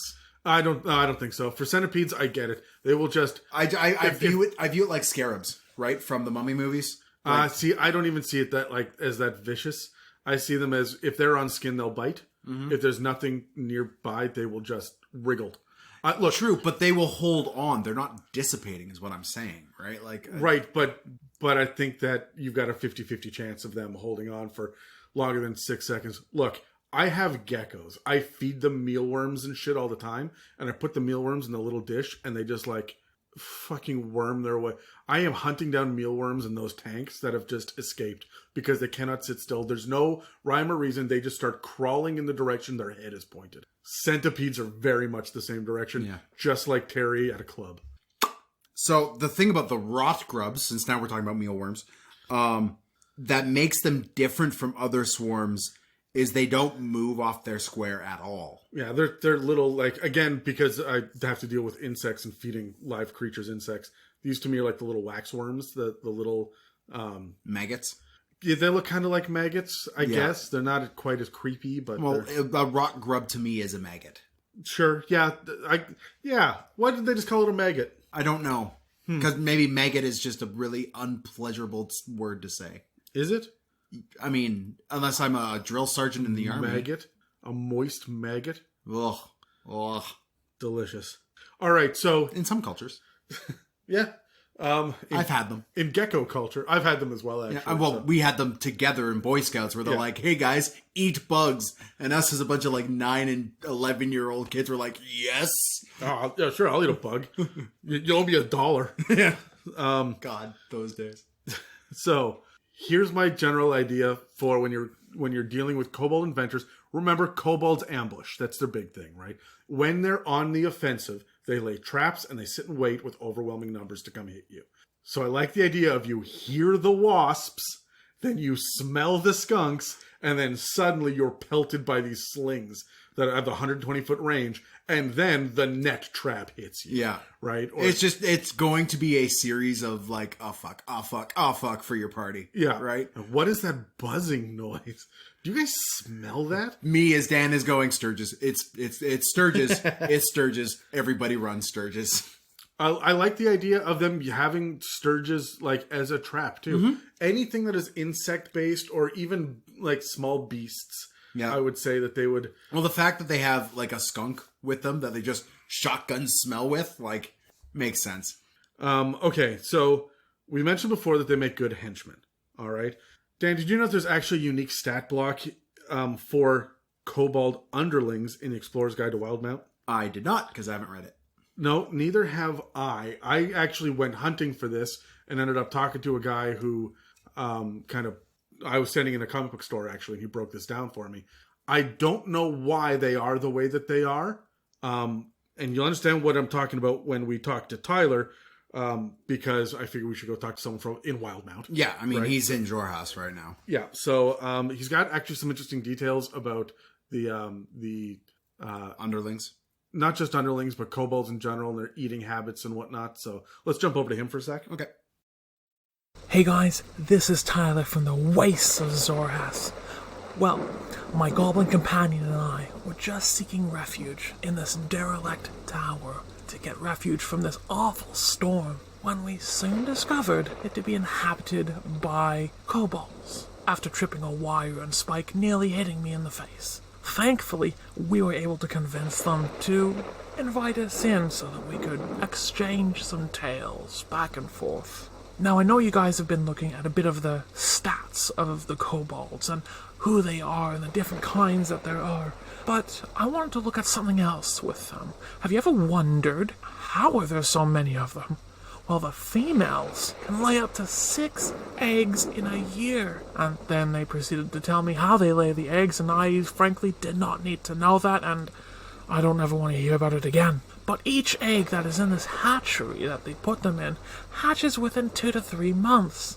That's a lot of siblings that you're going to have. But if that's not enough, you think you had a short childhood. These guys have reached full adulthood at age 6. Now, they say that they can live up to 120 years, and they attribute it to their draconic heritage, which, you know what, makes sense, I suppose, but they rarely ever make it there. In fact, they rarely make it past 20 because of violence, sickness, murder hobos, and anything else that causes death usually gets to them. However, when they die, though, they believe that Cthulhu sends back their spirit into a new egg that's just about to hatch. That means any important kobold that's just about to die, they all are looking to the next egg, thinking that he's going to come back to that egg.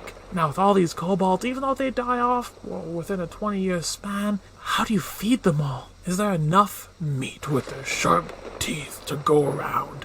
Well, guess what, guys? They may have big sharp teeth, but it's not just for meat. In fact, they will eat just about anything that can be considered edible. That means meat, well, vegetables, bark off of trees, leather, hide, just about anything that can be digested.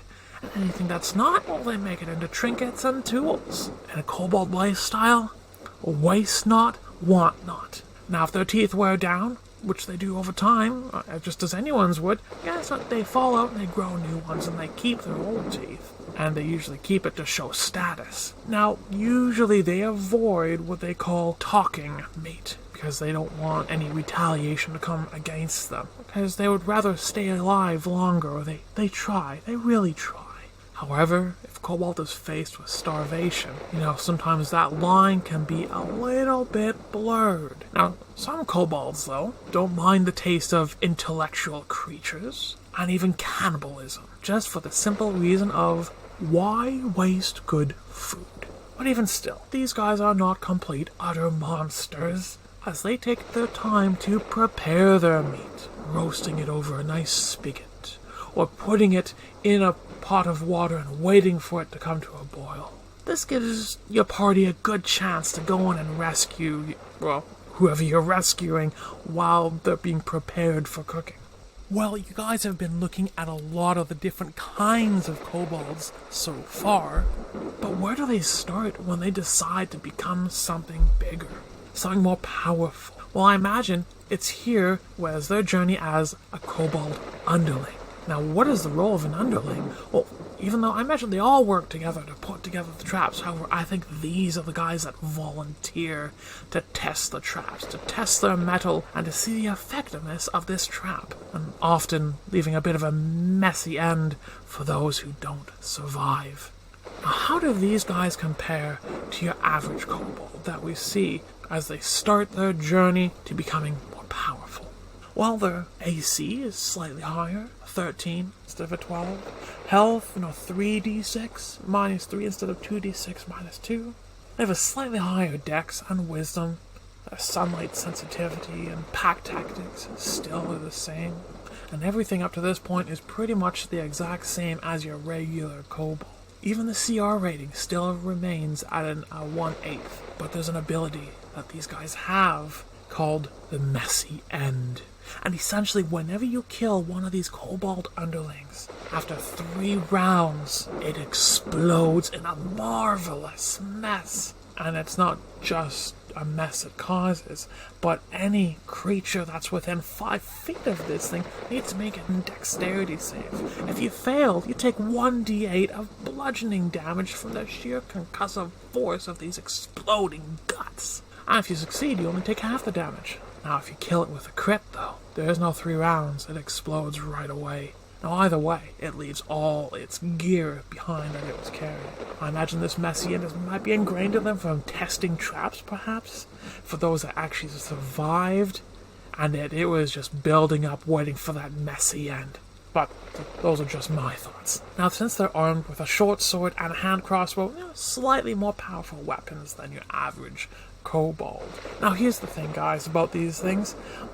They may not be that powerful on their own like any kobold, but as soon as you are surrounded by them. Now, the pack tactics of kobolds are already dangerous enough. If you have these guys, just slightly more powerful, but after you defeat one and turn to face another, after 3 rounds, that one's going to explode.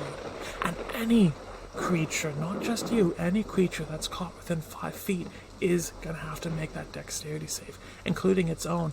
Let's say it hits another and it causes it to die. 3 rounds, that one's going to go. Everyone that you've killed until this point is going to explode after 3 rounds of being killed. This is going to be pretty hard. The action economy is against you here. And the exploding concussive guts that are hitting you, this can soon turn into a pretty deadly encounter. My advice, stay on the good side if you can. Well, it's about time for my companion and I to turn in. If you're looking for music, or for fellow bardic inspiration, on Instagram you can find me at Melodica's Music, or on Facebook, again, Melodica's Music. Now, we're going to try and find a corner that doesn't have a spike pit beneath it, or a crossbow bolt triggered to fire, while we wait out the storm. But until then, I'll catch you next time with some new inspiration. Okay, so they've got a short sword instead of a dagger and a hand crossbow instead of a sling. These guys got a little bit more punch to them. Yeah, they're beefier. Right? Yeah. However, it is that fucking exploding thing. Yeah. Yes. And again, I don't understand the lore behind this because I have not read that book yet. But apparently, there's a 3-round delayed reaction after they die, or if they get a critical hit, they will explode. Like a critical hit, they explode immediately, or 3 rounds after they die, they explode. Considering that they keep all their loot on them as well, and specifically says that in the stat block. Mm-hmm. That's fucking hilarious because people will go loot the body and you are counting down 18 seconds. It feels like this is Matt Mercer going, hey guys, fuck you. Oh, yeah, definitely. Right? I think that 1d8 bludgeoning is not going to piss you off, right? It's going to be weird and annoying and it may knock one... No, but your water genasi druid digging through the bodies of a kobold it just killed and then it exploding in his face when he's not expecting it? And it's not fire, it's chunks of meat. Yeah. I still don't understand why they're exploding. Like, is it gastrointestinal distress? Did they eat some rotten dwarf? I think it has, and this is the way I imagine it, because of course I haven't read the book either, but having it be a chemical reaction because they are far more draconic in the Critical Role world. Are they? Yeah. Okay. So, like, they don't have this breath weapon, but they still have some rudimentary weird chemical reaction within them that is triggered when they die or suffer a critical hit. I like that as a unique kind of kobold, and I would use those with my regular ones, even in Forgotten Realms or whatnot. Yeah. But, I mean, what are other exploding enemies that we've had? Like, juju zombies? I know there's a type of zombie that explodes. Yeah, there's a type of... It's not juju zombies. That's borderline insensitive. But it is... There's a type of zombie that explodes. There are a couple of types of demons that explode. Yeah. I want to say that there is a devil that explodes. Like, there are a few things out there, and it's always nasty. Yeah. Right. When it's always gore and chunks and viscera. Oh, sometimes it's acid. Oh, the fucking venom troll. Oh, yeah. Right. Does the hand of Yurtris? Yep. Or no, the nurtured one of Yurtris explodes, right? Yes, yeah. So there are some exploding enemies. Do you like them? Yes. So do I, and I like them too much. I'm straight up fucking aroused. So Dave is still touring around Eberron right now. And he's getting into whatever crazy secret shit that he gets. Lucky fucker's not in this room. All right, check. I'm like 90% certain that the draconic prophecy that he's after is the name of a Dragonborn stripper. Hi, is prophecy with here? an eye? So we'll see what Dave is up to. Hey guys, Dave here again. I've been traveling around Corvair here for quite some time. I still can't quite tell you where I'm at because, well, you guys don't need to know that. But what I can tell you is we recently ran across a group of kobolds. And instead of just, wiping them out like it would be easy to do, I ended up using one of my lesser-known skills and speaking with them. In Draconic, of course. I mean, you can't find things out about a Draconic prophecy without speaking Draconic. Huh? Come on. So I ended up talking to them, and we ended up talking about a type of kobold that I'd never heard of before called a Kobold scale sorcerer. Now, these guys are arcane casters, okay? And, I mean, they're a caster in a group of kobolds. So, I mean, they're super valuable. They're revered. The other members of the Warren, look up to these guys. So the scale sorcerers fill the role of advisor and historian for the Warren. And often in the Warren, the scale sorcerer will use their abilities to aid everyone else. Especially when there's no imminent threat. They're going to be the advisor or historian or just the kind of general, higher-ranking advisor in the Warren. However, when there is problems and they have to throw down, these guys tend to use fire and poison against whatever's coming at them. But they also are kobolds, so they do have a little bit of self-help that they hold on for themselves. Now, the other thing about the Kobold scales... so the other thing about the Kobold scale sorcerer is that, how sometimes kobolds get mixed up with dragons and so on? Well, the scale sorcerer is going to kind of be the emissary between the rest of the Warren and the dragon. They're going to be the mouthpiece. They're going to be the one that makes sure that the other kobolds are doing what they need to do to keep the dragon happy, because they also know that if the dragon's not happy, they're the one that is going to suffer because of it. They are a CR1. Their armor class is a 15. They got 27 hit points, so a little bit more than a regular kobold, and their speed's 30 feet. Their strength's a little below average. Their dex is actually pretty good at 15, as is their constitution at 14. Their intelligence is average. Their wisdom is a little bit below average, and their charisma is quite good. They're skilled in Arcana and Medicine. They've got Dark Vision up to 60 feet, and okay passive perception. And they speak Common and Draconic. I mean, the only ones I spoke Draconic, so I don't know where this Common's coming from. But their spellcasting ability is Charisma. Their spell save DC is 12, plus 4 to hit with spell attacks. As for spells, their cantrips they have are Firebolt, Mage Hand, Mending, and Poison Spray. At first level, they got 4 slots for Charm Person, Chromatic Orb, and Expeditious Retreat. This is what I'm talking about. They save something for themselves to GTFO when they have to. And then second level, they got 2 slots for Scorching Ray. Now, the other thing that I thought was really cool about these guys is they get sorcery points.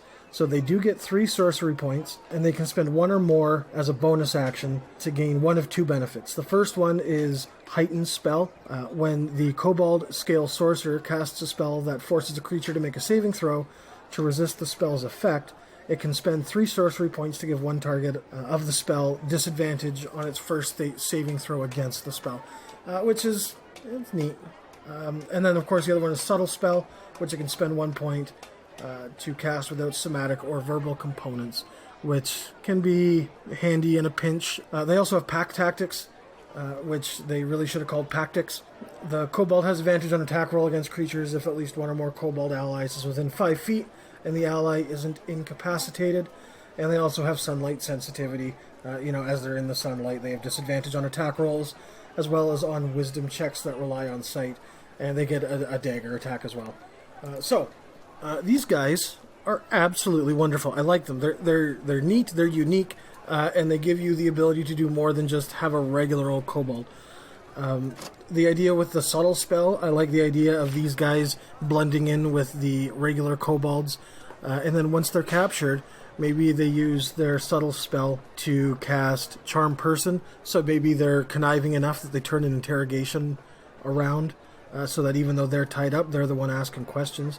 Maybe they're gonna Scorching Ray someone while they're bound, or Mage Hand. Nobody can see who's casting the spell, but it's this tied up, common looking kobold. So I think the really neat thing I would do with these guys is just kind of work them into the setting with the other kobolds. I wouldn't necessarily have them stand out from the pack.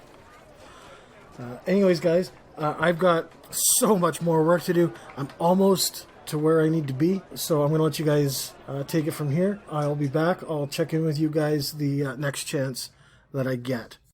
All right. I find it fucking weird that we get a stat block for the advisor archetype, but not the leader. There's no war chief, boss, warlord, royal, or anything like that.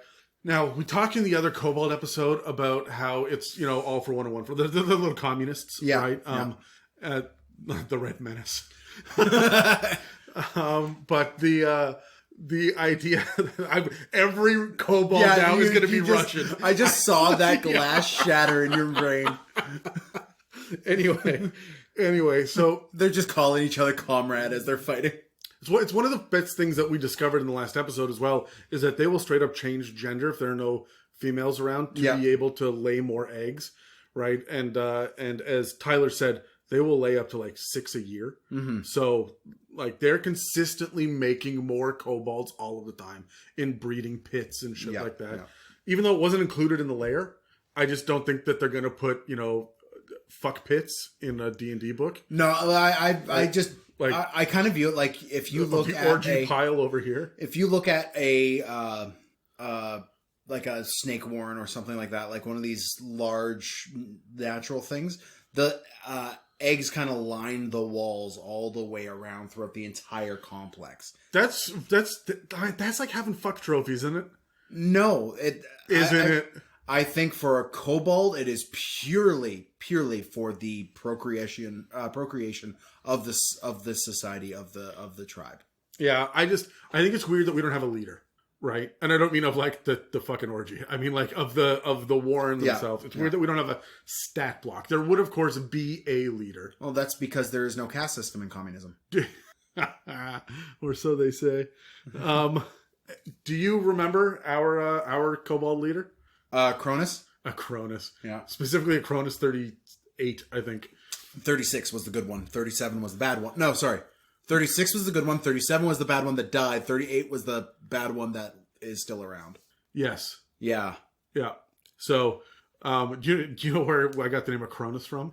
No, but I do remember we were doing a thing, and in my own separate world, I dropped a kobold named Acronus, and you're like, that's number one. Yeah. Yeah, you loved it, yeah. Acronus is the name of some reinstall software that I was using at work at the time. And I'm like, that's fantastic. Yeah, it just sounded like a fucking kobold name to me, so... Yeah, I remember I've got it written down in my notes somewhere what Acronus means, but it's something just like big leader or something. Yeah, right? Yeah. Anyway, I really wish that we had a stat block that would make them a little bit different, but I don't know what the fuck you would do to a CR quarter or CR 2. Like, so I have a question because we see, I mean they've got these sorcery points and they've got this spellcasting ability with these guys. With goblins, we saw these wielders. Yeah. Right? It makes sense that more kobolds would be this wielder level thing where they just have these magic items that they've either found or scavenged or created. I just don't think that they worship it the way that goblins are. It's all practical, right? Yeah. Hey, that guy's got magic. This guy over here is actually magical, but that guy's got a magic sword. So yeah, right. He's almost as good as that guy, right? And they just move on. But it's weird to me that we have advisors. It's also fucking strange to me that the art in the book for the sorcerer has makeshift wings that are built out of like wood and stuff. A, because winged kobolds are not a good thing, and B, they're not the inventors. I think it's the flavor. They so desperately want to be dragons that they're going to build things to make them look like dragons, right? This is harkening back to what I said earlier, where if they are palling around with a blue dragon, but they don't have the frill, they will make a frill out of wood and cloth and wear that as a headdress. And now all of the kobolds have that. It's probably not even wood. It's probably like bone and sinew and shit, right? Like very primitive level. Okay, what do you think of the spell list that they had? All right, I'm going to go through it again. The cantrips are Firebolt, Mage Hand, Mending, and Poison Spray. What do you think about that? Makes sense. Definitely makes sense, and I love it. Yeah. Like, I have zero problem with this entire list. Okay, Charm Person, Chromatic Orb, and Expeditious Retreat. The last two are cool. I would definitely have the Chromatic Orb flavored if they are subservient to a dragon to be that one form of damage. Charm Person makes no sense. I like Charm Person because they are specifically advisors. Mm-hmm. I guess, yeah. And when you think about, like Dave said, the different sorcery point of like abilities that they have, one of them is Subtle Spell. So the ability to charm that person and he doesn't know it is a little fun. Yeah. And Scorching Ray with 2 spell slots. Fun. Yeah. Yeah, cool. Yeah, you makes do sense. you. Would you flavor it for a different type of damage? Yeah, absolutely. Yeah. Depending on if they're blue dragons, you're giving them lightning. If they're but if they're just your standard kobold, I'm just going to leave it as a standard Scorching. kobold. Yeah, that makes sense. All right. Before we jump into tactics and other things, let's jump to a commercial. Did you hit record? Yeah, go ahead. So, as some of you have noticed, obviously, Dan and I launched a bit of an informal side project where we go through one of the Dungeons & Dragons publications at a time and determine the pros and cons and our overall thoughts. And the first one we did was Icewind Dale, Rime of the Frost Maiden. We went over almost every page, covering moderate spoilers for the adventure without giving the ending away. We covered things that interest players or may be useful to dungeon masters to get inspiration from. I always love going through the monsters and the items and the player options. I really enjoyed seeing all the different forms of the Frost Maiden and investigating everything about her frosty lair to her maiden head. Dan? What the fuck, man? I need you to take these commercials way more seriously. I show up every time with the utmost professional attitude. Ah! What? You? Professional? Yes. Professional what? Dick? At least I'm not an amateur dick. I don't... What? What? What? What is your problem? What's an amateur dick? Well, I don't know. Obviously, by definition, it's a dick that doesn't get paid. Does your dick normally get paid? I mean, it should. Well, I'm not sure that Canada's ready to reintroduce the penny, Adam. Go fuck yourself, Dan. It should be getting paid in pounds, if you get what I mean. You could pound it on your own time. We're trying to record a commercial. Okay, anyway, Dick, we're going to periodically continue working our way through new releases as they come. Gross. As well as discussing some of the published material from Wizards of the Coast that has already hit the shelves. There's a lot of info out there for 5th edition, but not every DM or player knows which book to pick up next, or what to expect from an adventure module. After all, there's some great additions to the library, and then there's, well, Rick and Morty versus D&D. This series is going to be sporadic and unscheduled, so keep your eyes out for these, and let us know if you agree with our assessments.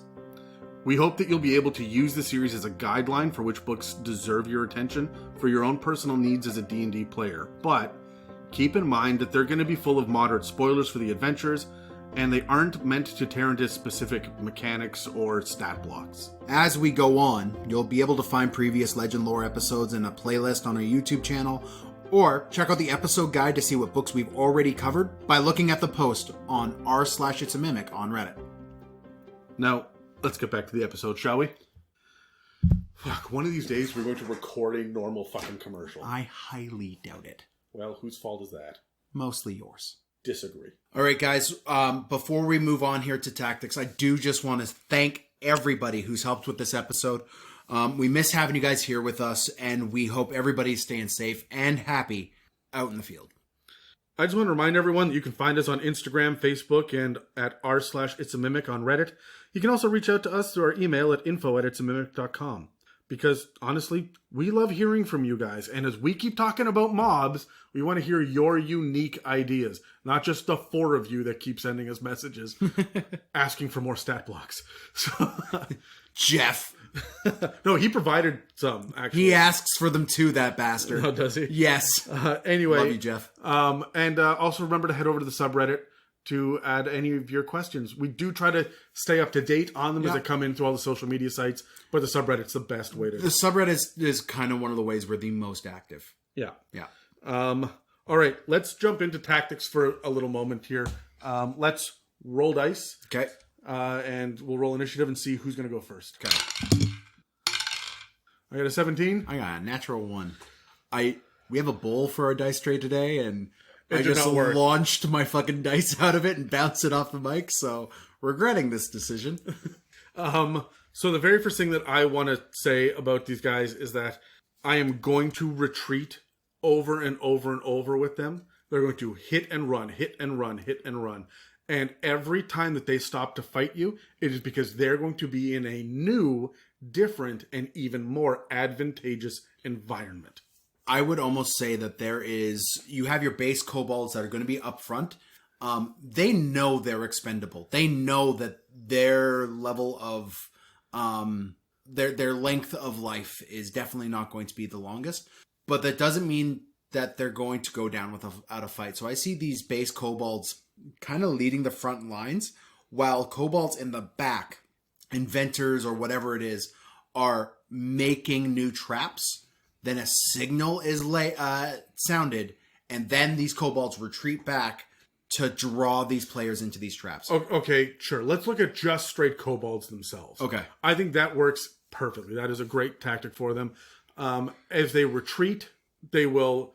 See, when I look at... Let's say that I've got 3 players on the field, like 3 player characters that we're going to fight in the party. I'm going to throw 12 kobolds at them, 4 apiece.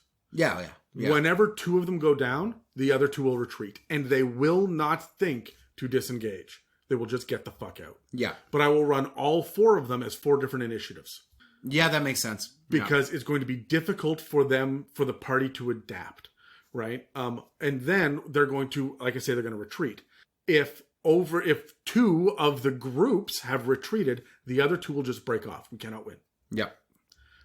It doesn't matter if they have already dropped one person, or it's about keeping the numbers alive. Yeah. They're going to run back. They're going to regroup, and then they're going to climb trees and shoot down. They're going to set a really deadly trap and wait for 3 people to it doesn't have to be deadly. 3 people fall down a landslide, right? Or it's going to take 2 turns to get out of the pit trap. Paint cans tied to a rope and thrown off the edge of a tree branch.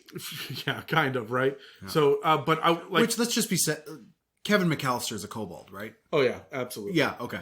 There was no plan to win or kill. It was just to get rid of. Well, he had a plan. He had blueprints. Sure, but it wasn't to kill. No. It was just to discourage. All of the, there were some deadly ones in there. Getting hit in the face with a full paint can would straight up murder I was thinking about the flamethrower on the top of the head. Yeah, that would do it too. For me, it is about, the flavor here is the retreat. It is so important that your kobolds do not stick around and fight to the death. Exactly. Yeah, they are going to use hit and run tactics. They're going to use... I mean, they're not fast either. But they will dash. Yeah. And your monk will catch up with 1, but only 1. Mm-hmm.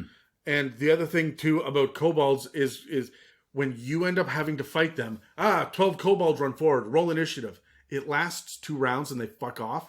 How does that feel as a player? Doesn't feel good. Oh, no. You're frustrated. It'd be frustrating. The 3rd or 4th time that happens, you are ready to murder these fucking kobolds. Especially if you're in their warrens themselves, and these fuckers are just diving into, itty-bitty little foot-round tunnels, and they're diving in and getting out of the way, and your Goliath Barbarian is just reaching an arm in to grab them. Yeah, just melting down.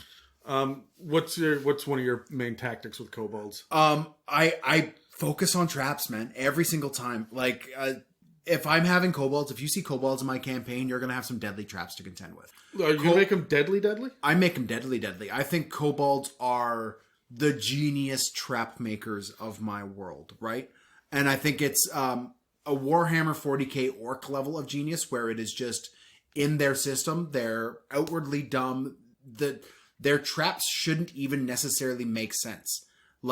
This trap should not function in this way. Doesn't make sense that this trap functions this way, but it does because kobolds, right? and I kind of hand wave that. They pull the rope and suddenly bees. Yeah, right? I believe I had one in a campaign with you. The bees! Yeah. Okay, real quick. He's in a new movie that is a Five Nights at Freddy's remake. I know. Which I am so excited. You're on your own, man. I'm not a 12-year-old girl. Continue. Anyways, but... I saw Slender Man, man. I've done my time. Yeah, that's fair. But I've had like Kobold engineering tunnels underneath medium-sized or on top of medium-sized rooms and stuff in like established caves or keeps and whatnot, where they will activate locks in rooms to trap party members in rooms and then dump acid or whatnot inside or even that fill room. it with water. Fill it with water, like, and they'll do that. And the party will get out one door. That'll be great. But then the kobolds have scurried through these upper tunnels and dropped another door, right? Like, they will harry a party with just the most bullshit traps I could think of. I literally had one, and this was Graham, who listens to the podcast, was the victim of this one, where the kobolds tarred and feathered one of the party members, and then hit him with a alchemist fire, and that tar lit up. And the tar lit up. Is it extra crispy chicken? Yeah. The next thing that I rely on would be the kobold low-hanging ceiling. So bear with me on this. You are in a larger room inside the warren. It's got, 8-foot tall ceilings. Yeah. It's relatively big. There are all sorts of holes all over the place. You've been playing whack-a-mole with some kobolds. And then one comes out and there's just this stack of like 5 or 6 stones. And he pushes it over, triggers a big fucking trap. And then all of the holes cave in except for one, which is just low in the back wall. It's a foot high and he crawls through this little 10-foot long tunnel. The reason that is deadly is because of the mechanics.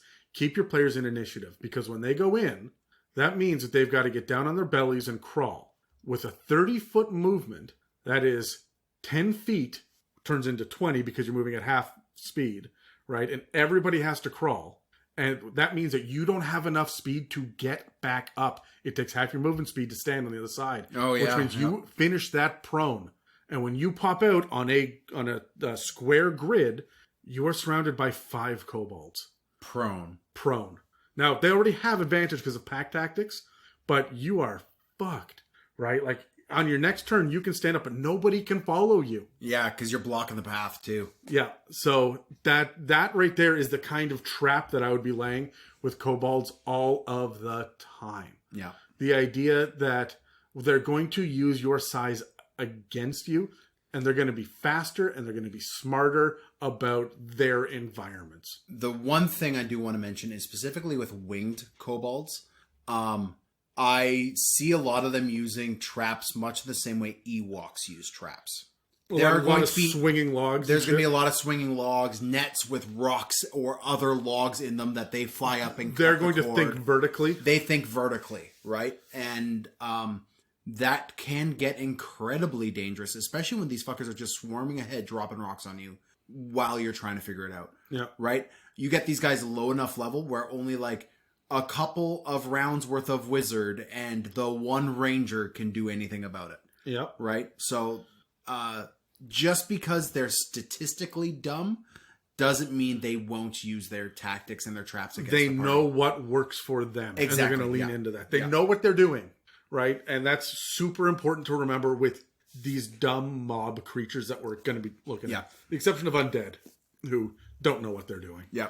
But with kobolds, my last thing that I would say is start thinking about the different kinds and how you would use them. Those underlings are themselves traps. Those ones that explode. Mm-hmm. The difference between an Icewind Dale kobold and a regular kobold, I would just have there be a second level of tougher that's between Dragonshield, right? Yeah, okay. And I would just use those guys, their ability to climb, right, is going to be a big deal when you get into underground caverns and shit. Yeah. I see, I got a problem though. Do I only use dragon shields when there's a dragon? No. Then how do I justify their dragon and the dragon shield, the dragon scales, the boosted power? We have draconic blooded sorcerers. We could have this one guy just having that innate power. But see, for me, it's not one guy. It's a battalion of them. Then it is a what is it? A clutch of kobolds has produced this situation, right? Like you've had it so that dragon blood has had significant magical effect, especially when it comes to kobolds. Yeah, where they drink the dragon blood, and they bathe in it, right? Yeah. So how about a clutch that was just bathed in dragon blood and has popped up this way, and are now just this powerful group of kobolds? I like the idea of there being a constant bounty out there for nearby adventurers in like humanoid civilizations. They just know, hey, if you kill a dragon and you harvest its blood, put it in a barrel, bring it to the kobolds. Yeah. They will pay handsomely for it. And then it beefs them up and they become a problem later. Yeah, that's another thing you put alongside of capturing all your goblin ears or something like that, right? Yeah, I love these little like humanoid, but not good guys, but like the monstrous races have bounties out for weird things. Yeah. We would like some hag teeth.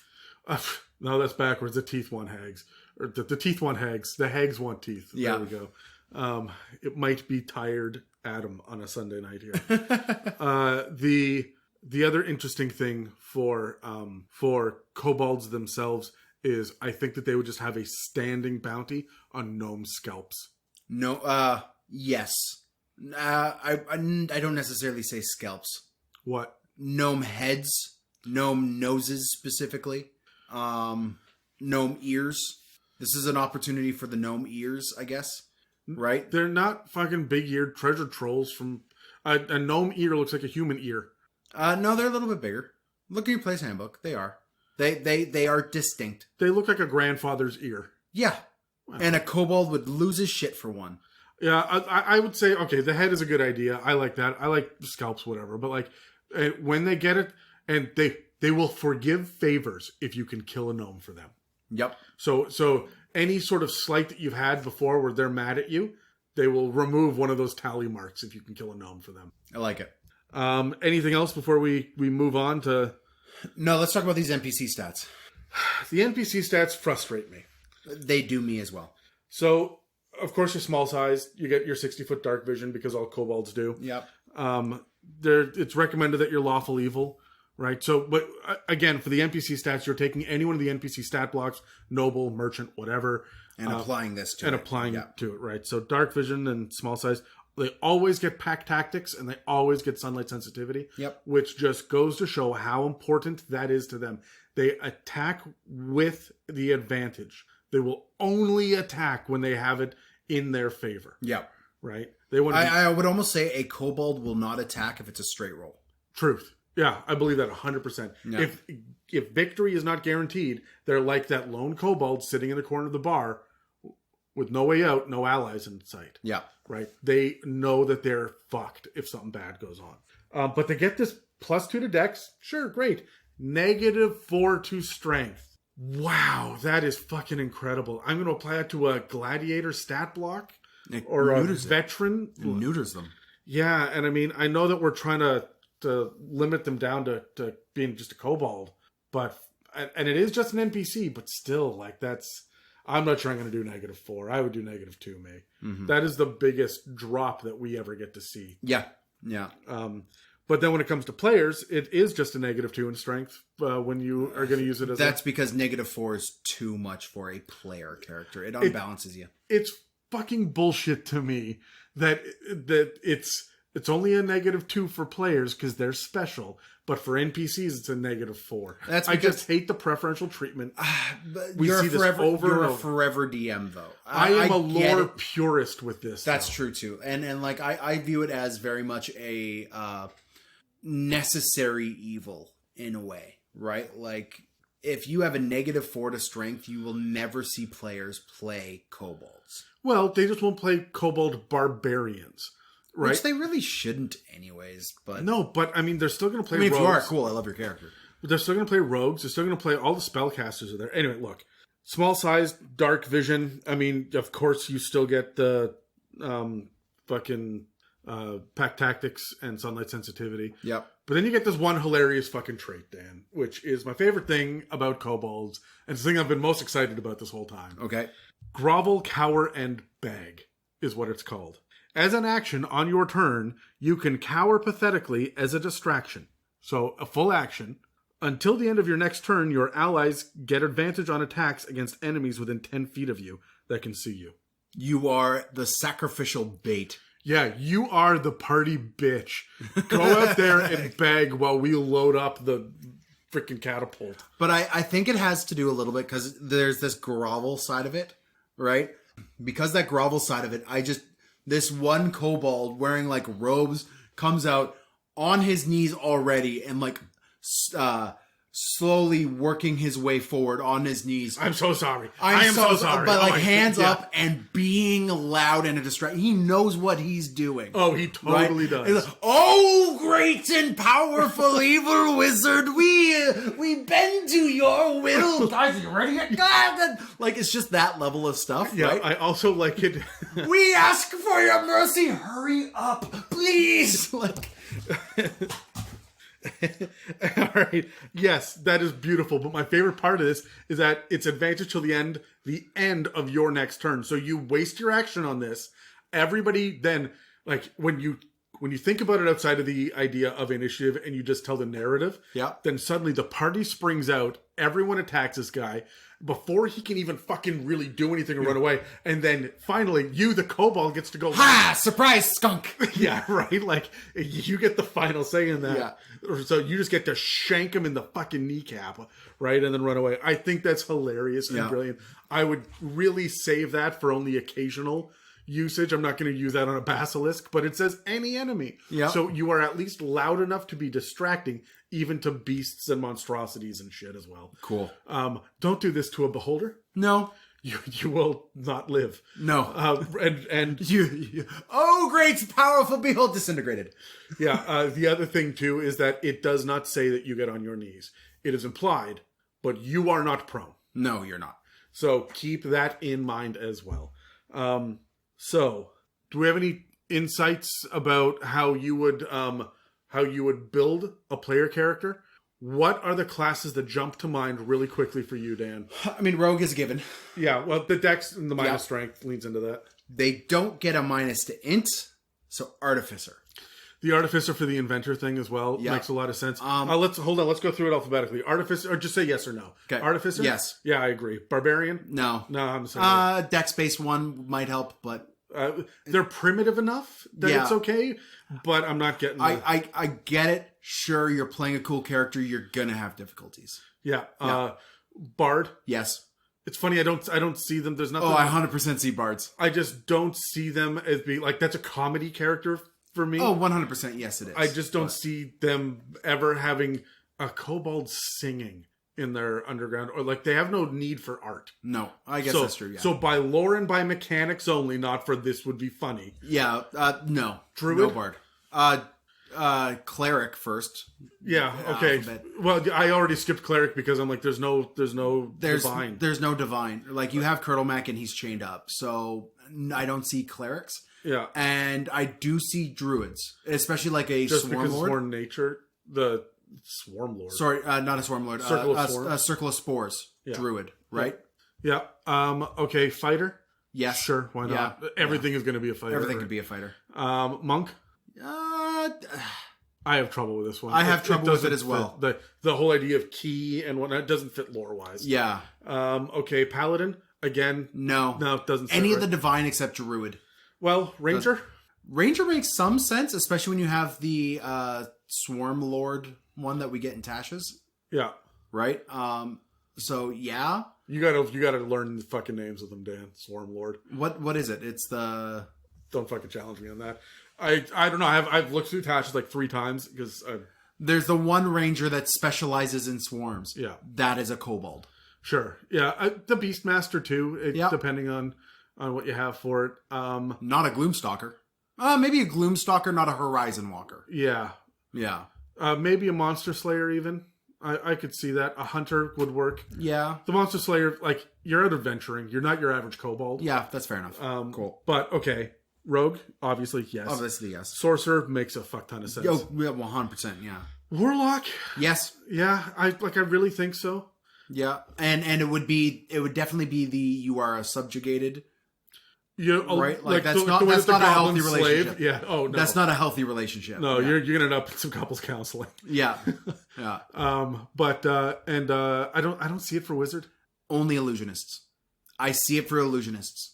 I just don't. Maybe a conjuration wizard as well. Maybe an evoker. I don't see it for abjuration. I don't see. I just for don't divination. see them fucking reading books. That's what it comes down to. I don't think that they would study their way to it. I mean, I like yes the and intelligence no. based for the artificer because they're trying. It's trial and It's error. invention rather than study. My only rebuttal against that would be in past editions, the language of magic has been draconic, right? It's either been elven or draconic, and that's been kind of the drive. So yes, I don't see them necessarily chasing the study, but that one odd kobold who gets these draconic scrolls in this one thing that they scavenged or looted or something, and wants to read them will. Right, and I have trouble separating separating kobolds from that thing. You have trouble separating them from goblins too, apparently. I don't have a problem separating them from that. I just don't like them as someone in a robe sitting there reading a book. The idea that they're tied to a spell book, and almost all wizards are. Yeah. I don't see them as a blade singer, even though you don't have to be an elf anymore. I don't see them as a warcaster. Yeah. I don't see them as the weird wild mount ones. I just don't see it for wizard. But that's just me. If you have a good reason for it, you do you. But I mean, obviously the ones that stick out for us as being legitimate options are rogue and sorcerer. Those ones lean hard into it, right? And the fucking warlock is funny too, just because that his patron is not nice, is a succubus. It's just it's not good. All right, one last roll, Dan. Okay, give me a campaign idea. Sounds good. Fucking, I did it again. I got an 18. Idea of a bowl. Oh, you knocked me to 16. I still got a 3. All right. I am going to use these guys at 3rd tier. Okay. They are just by the thousands. No, not even. By the hundreds, sure. But they are going to steal the thing that you need, and they're going to disappear with it. You know where it is, and you have to go into the warren. This is going to be a 2-session arc of pure and utter frustration. Okay. And they took it just because it happened to be in the bag, and they saw that there were other useful tools in the bag. Cool. My campaign idea, again, it's not these. You can't really focus a whole campaign off a kobold. I feel like I could do a couple of levels. I could do 8 sessions of a kobold run, but so I'm trying to think. How do you do it late level? Right? I'm going urban. And I really like them in an urban setting. I really like them in an urban setting, and the kobolds have unionized. I said that earlier, and you latched onto that. Right? Yeah. I love the idea of just the kobolds on strike. The kobolds are on strike, and they run the sanitation department for this city. They are in Waterdeep, running the sanitation department. So garbage is piling up because the kobolds aren't grabbing it, and then you have to determine why. You have to convince them to get back to work. And it's going to be something more powerful than your party is basically convincing them to stop working. You go to where their warrens are underground near the sewers, and they're just not there anymore. And now you've got to hunt down the kobolds, right? They don't even need to be subjugated or running in fear or anything. They can just be like, hey, no, you guys have been mean to us for too long. Yep, there's that too. Yep. We want better wages. It could just be something like... We want better wages. We want 4 bags of grubs per kobold a day. You don't know what we're running into under the city. There's shit down there, and you don't understand. This is hazard pay, friends. Yes, yeah. Right? And so, I would very much, unionize kobolds is just, it tickles me. Yeah, and remember, if your guys go in and try to intimidate or strong arm them, they will fucking remember it. Yep. And they will just... Which, like every other union... Yeah. Yeah. Yeah, they're gonna hold it against, and they're gonna say just a bunch of mobster kobolds. It's not even mobster; they're sitting there like the overcoat. You motherfucker! I like the idea of them. Everyone's Joe Pesci. Joe Pesci is a kobold. Yeah, Yeah. That's our second Joe Pesci aligned reference this episode. Was it? What was Home it? Alone. Oh, Home Alone. Yeah, I guess. No, I think that's cool. I also like the idea of them being like, you know what? We're just going to send them down to the left instead of the right because we know that the purple worm lives down there. Yeah, and right. the purple worm's a real lethal weapon. Is another Joe Pesci reference. So that's all that we could find in 5th ed on kobolds. I'm not even sorry. We've got lots of other kinds of mobs. I feel like a really good fella right now. Ever since I could remember, I wanted you to shut the fuck up. So, should I just go to the casino? Next week, we're covering gnolls. Or at least I will be. I'm about to murder fucking Dan. Do I look like a clown to you? Do you think I'm funny? I do. Fuck you.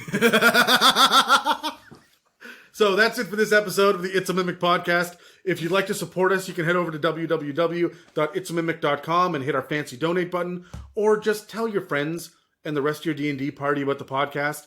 We're available on iTunes, Spotify, and YouTube, as well as most of the podcast apps. And guys, stay safe out there. Thank you for listening to another It's a Mimic production. Inquiries, shoutouts, requests, and mailbag questions can be sent to info@itsamimic.com. Okay, we all know that Megan encourages us to talk to our kobolds. But what would you guys say to them? Let's roll initiative. Sure. Hey, stayed in the bowl this time. I got a 6. I got a 9. Nice. So how you guys doing? Really? That's what you would? That's how you would start? Well, is there something I could get you? Like, I want to boost their self-esteem a little bit. Like, they're just going to narrow their eyes and think that it's a trap. I mean, yeah, but like, I genuinely just, you're better than you think you are, kobolds. Yeah. I'm not in it for the self-help. It's very easy for me. I have things that you want. Come barter with me. Yeah.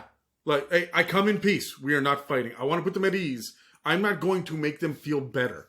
I'm just going to put them at ease very briefly until they bring me... And that incidentally is the answer to my fucking campaign of the 2-shot of going into their warrants and stuff. Just show up and knock on the front door and be like, hey, can we have the fucking princess back, please? Yeah.